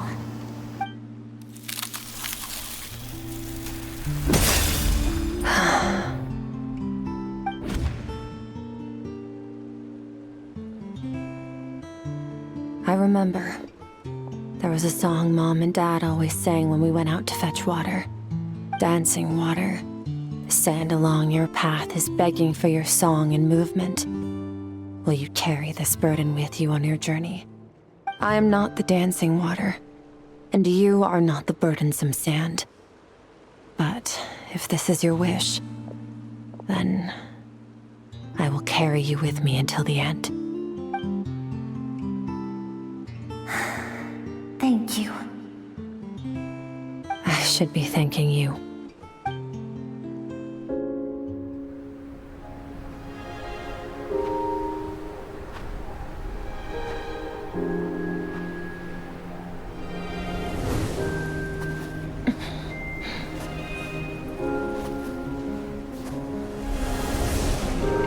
Run, Skirk, run! Remember, leave no one alive! Heed my words, Skirk. Let fear take root in your soul. Did you survive? Why was it only you? Skirk, did you become a positive light in this world?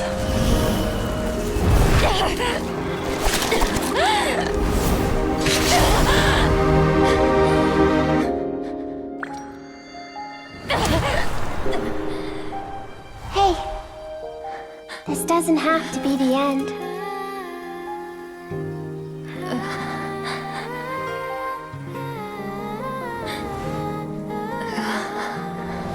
Life is a gift. Don't let darkness claim it.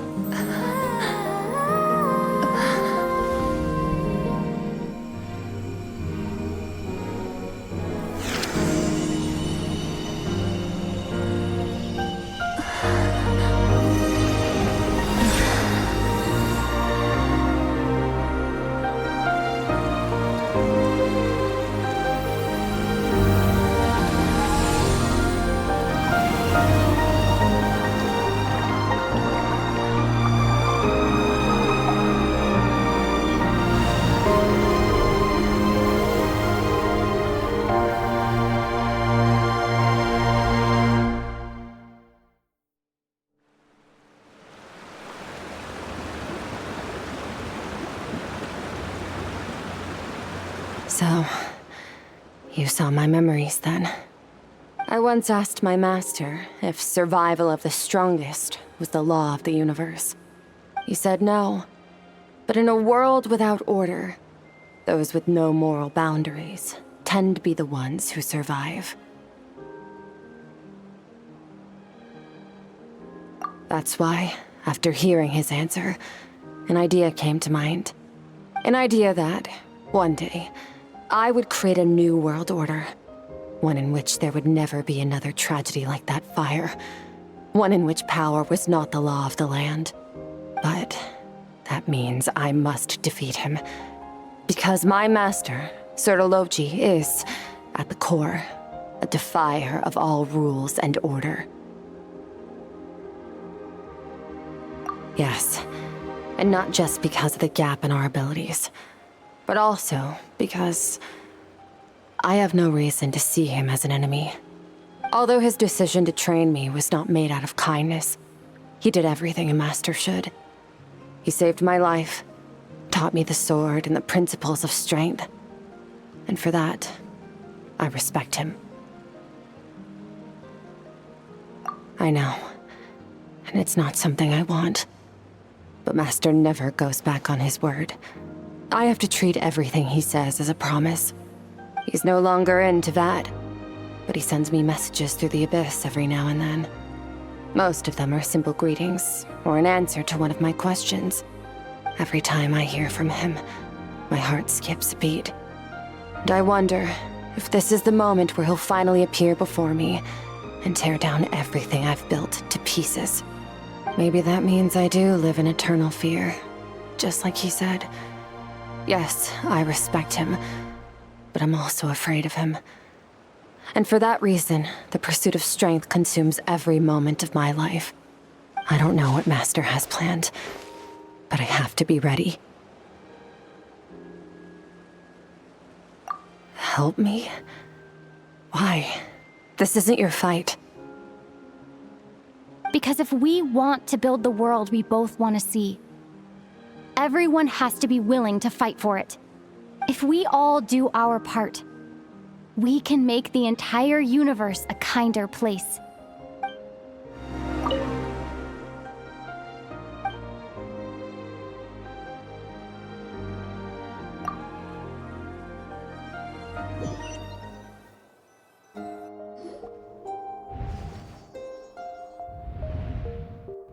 Oh, you're finally awake! Honestly, Paimon was gone for like 2 seconds and then she comes back and finds you both unconscious? Oh, you scared Paimon half to death! You're both okay, right? What does it look like?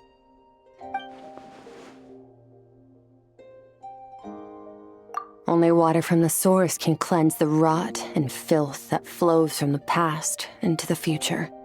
I taught you to incorporate the experiences from your journey into how you fight.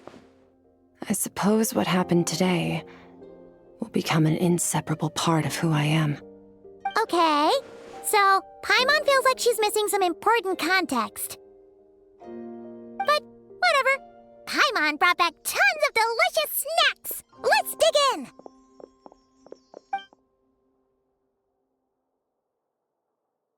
All right, it's about time we finished what we started. We're gonna deal with this thief for good, right? This time, I'm not going to tell you to hold back.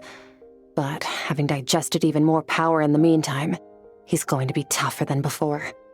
The good news is, we have no reason to pull our punches this time. So, let's go. Same place as last time.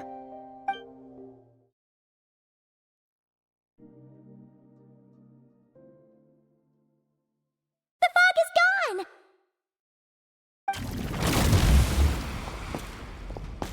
Wait, isn't that the form the all-devouring narwhal changed into?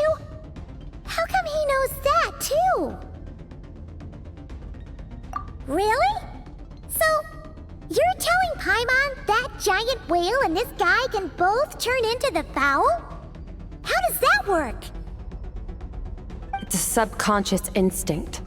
Any intelligent being who longs for his level of strength is bound to mimic his appearance.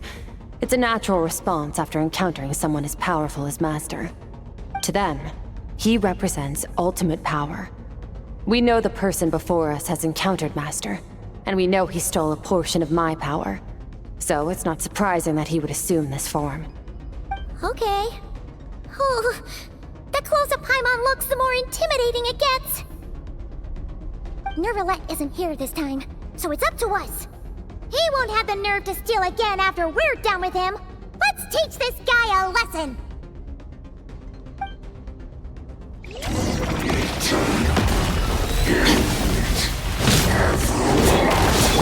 Go! Bombs away!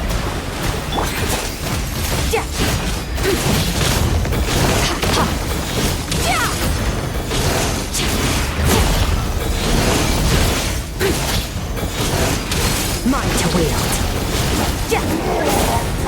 Haven't forgot your training, I hope.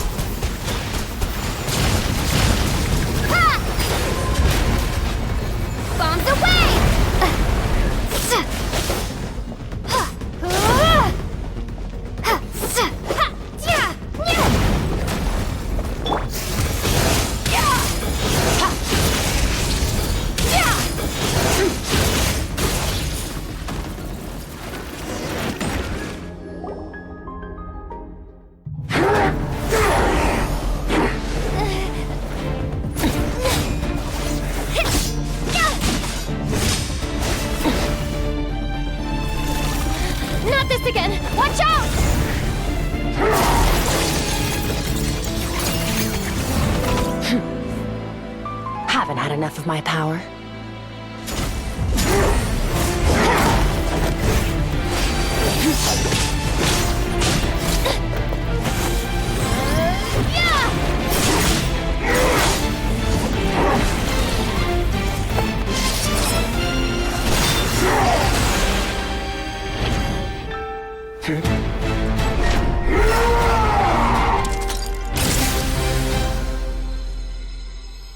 Well then, let's see how much more of this power you can handle.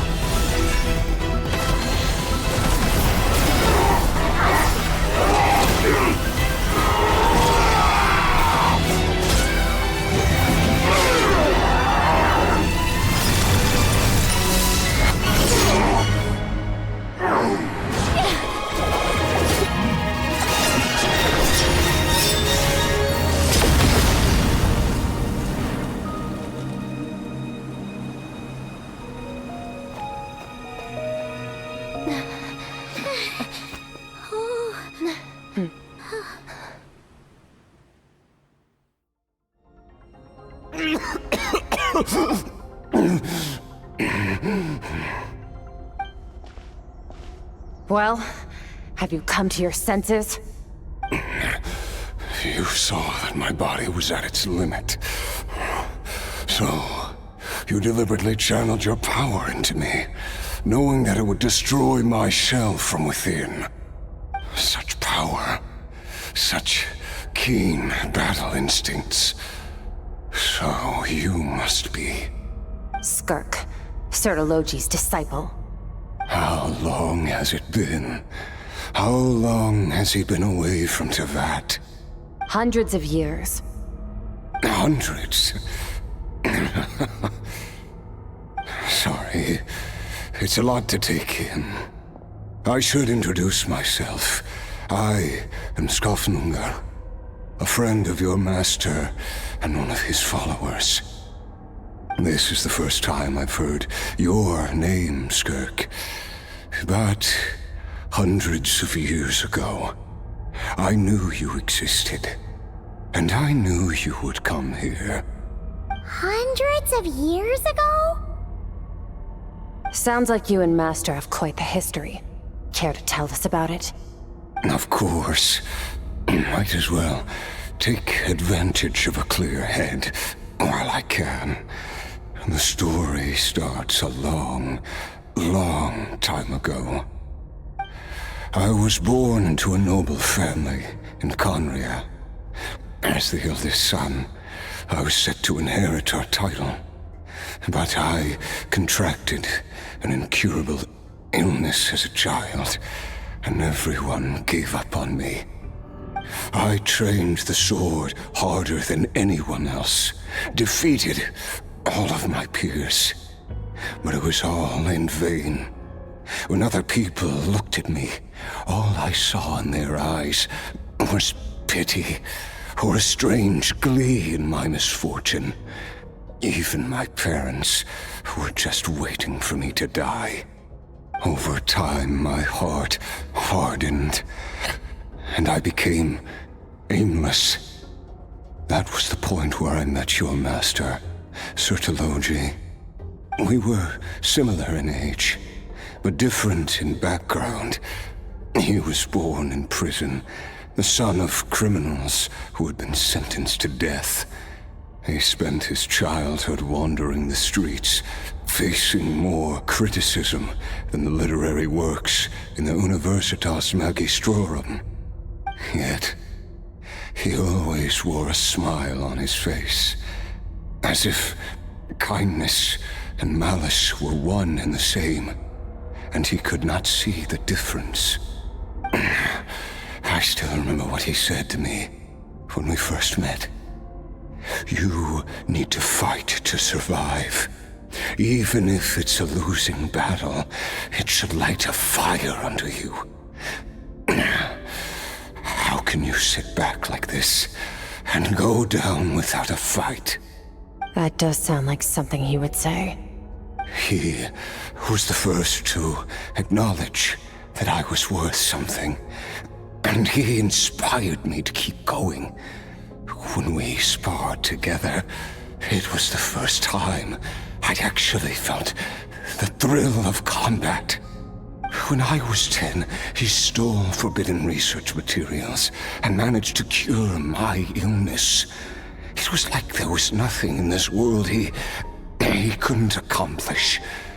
When it came to the human form, he was always intent on pushing the boundaries of possibility.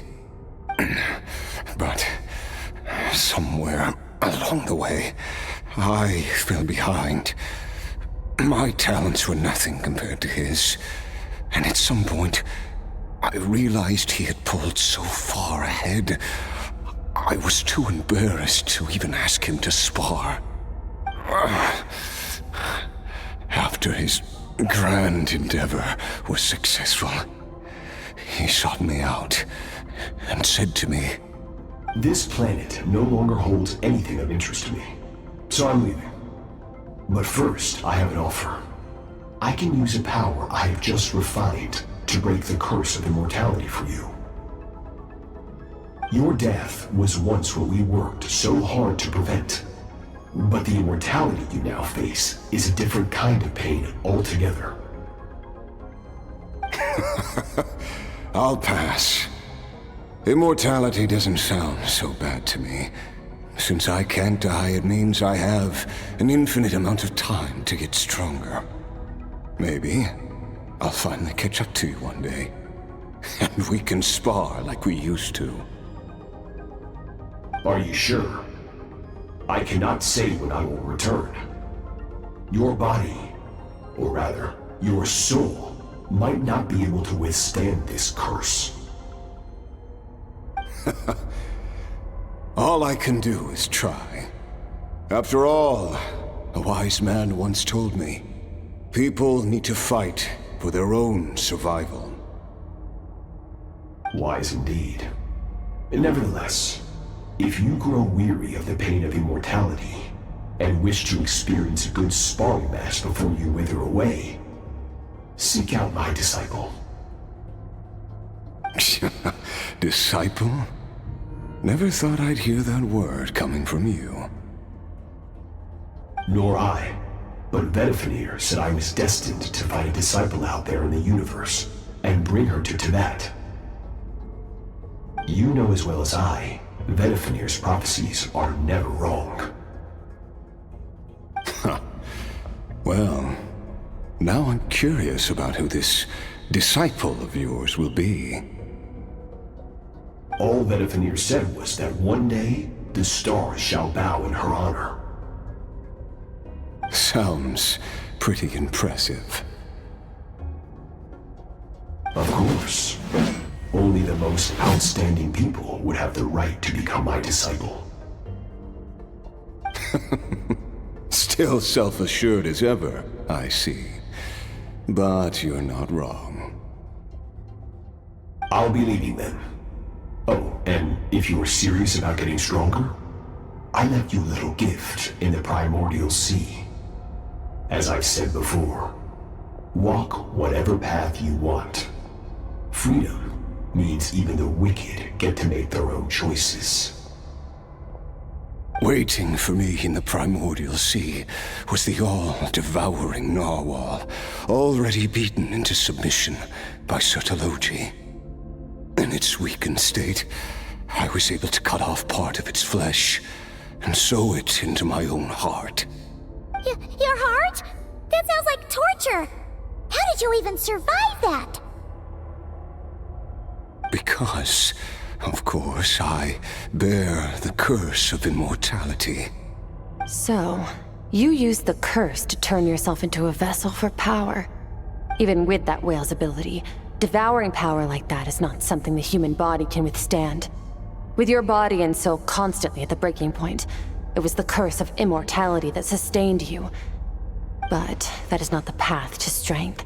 You have to pour your heart into it, work for it, dream of it. Instead, you stole something that didn't belong to you, and it backfired. You're right. I should have known better, but I had already pushed myself to my limits, and he was still miles ahead of me. So I had to take a leap of faith. I miss your master. I miss the days when we were all together, troublemakers without a home. I don't regret the choice I made. But if you'll allow it, I do want to apologize. To both of you. After the beating we just gave you, I think we can call it even. You're an interesting one as well. Sertologi's disciple. That's a lot to live up to. It can't have been an easy experience. I know what he's like. He rules with an iron fist, using despair and fear to force you to catch up to him, all the while standing ever out of reach. We're like mountain climbers in the dark, never knowing how much higher we have to climb, or when we will see the sun again. True. But I made up my mind long ago. No matter how dark it gets, I will not give in to despair. I will overcome it. Besides, after hearing your story, I suspect what Master really wants is not a battle that demands his full strength, but rather a defeat without regrets. Oh? Since you're his friend, you must have some things in common. The first time we came here, when you stabbed me through the fog and stole my power, I felt no emotion coming from that spike. But when you had to devote all your strength fighting me just now, I could feel joy and passion emanating from your blade. It was the joy of a researcher discovering the truth of the world. The joy of an artist uncovering a temple of wonders. Interesting. I'm certain I didn't express those emotions outright. Yet you were able to read them from my blade, like a glimpse into my inner world. You're right. That battle brought me an unbridled sense of joy, and my defeat brings me no regret whatsoever. Exactly. I think Master also craves a battle like that. One where his opponent forces him to use all his strength, unlock the extent of his potential, and transcend his own limits. A battle to end all battles. After which, all can come to an end, including, perhaps, his life. For that very reason, good and evil are meaningless to him. He has one purpose, one goal: to complete himself. It's one of the secrets to his strength. Perhaps you're right. Perhaps that is his goal. What a battle that would be. Oh, to witness such a...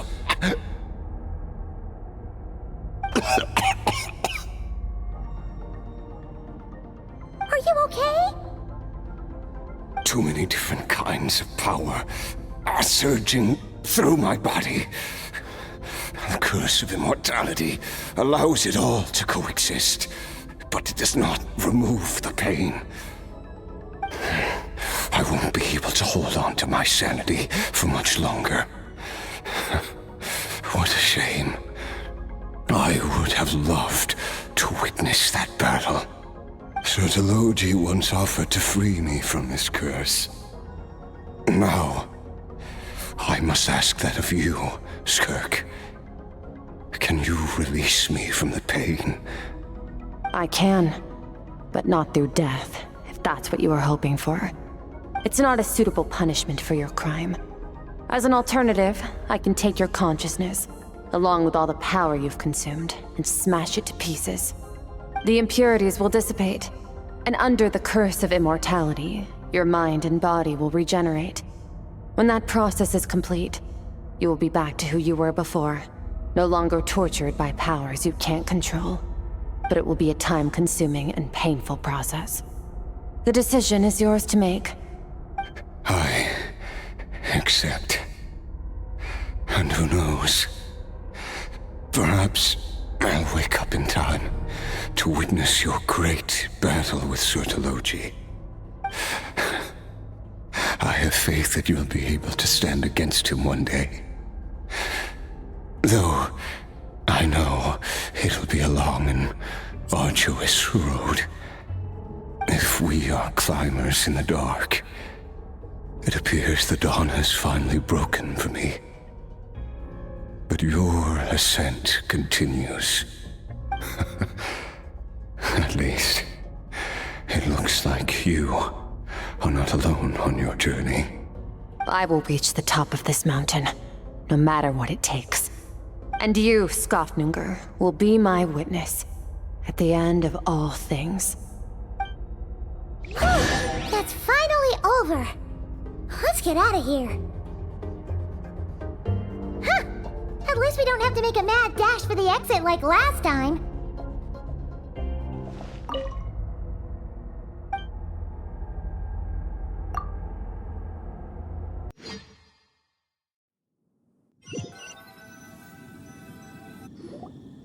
We did it!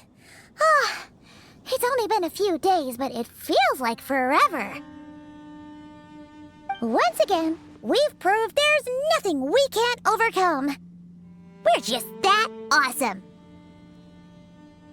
Wow, you sound even more confident than usual. Guess you really have become stronger. Today sure went by fast. It's night already.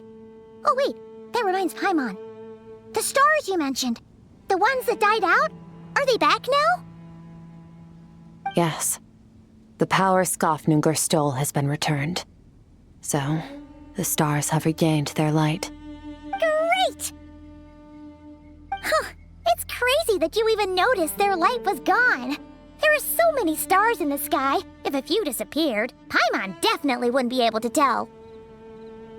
I suppose it's because I have gazed upon this sky for centuries. The false stars, hanging in the meticulously planned sky, glittering with rotten light. It's not real.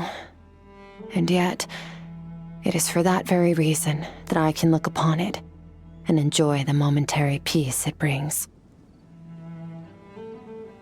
Even the most beautiful of bubbles has to burst. We will return to the real universe one day, whether of our own volition or not. time marches ever forward. Even the innocent and naive will taste life's bitterness. Yet through hardship, we grow until we learn to seize the sands of time for ourselves and uncover our true strength. Though we gaze upon a false sky, its vastness and majesty is palpable. One can only wonder, what is it going to take for kindness to reign supreme in the vast expanse of the universe? Ugh, this is all going over Paimon's head. But if she knows one thing, it's that the Traveler always finds a way. Ever since we met, she has filled Paimon's days with happiness. No matter how tough things get, she always finds a way to make it better. If it's too big a job for one person, then we'll do it with two. And if two's still not enough, then three. We've met so many amazing friends and accomplished so many amazing things. As long as we don't give up, we can make any wish come true. I suppose when it comes to you, anything is possible. Well, I should be going. Now that my power is no longer isolated from my emotions, I need more practice to get used to it. I suppose fate will decide. Maybe we'll bump into each other on the street. Or maybe we'll reunite on a different planet entirely. Regardless, reunions and partings are but passing moments. More than anything, I hope that at the end of this journey, wherever it takes us, we stand in a world reborn. One without war, pain, or forced partings. One where new life can bloom, even where there was once nothing but scorched earth. For this, we must all work to become stronger. If that's what you want to call me, I won't object. Goodbye. Bye!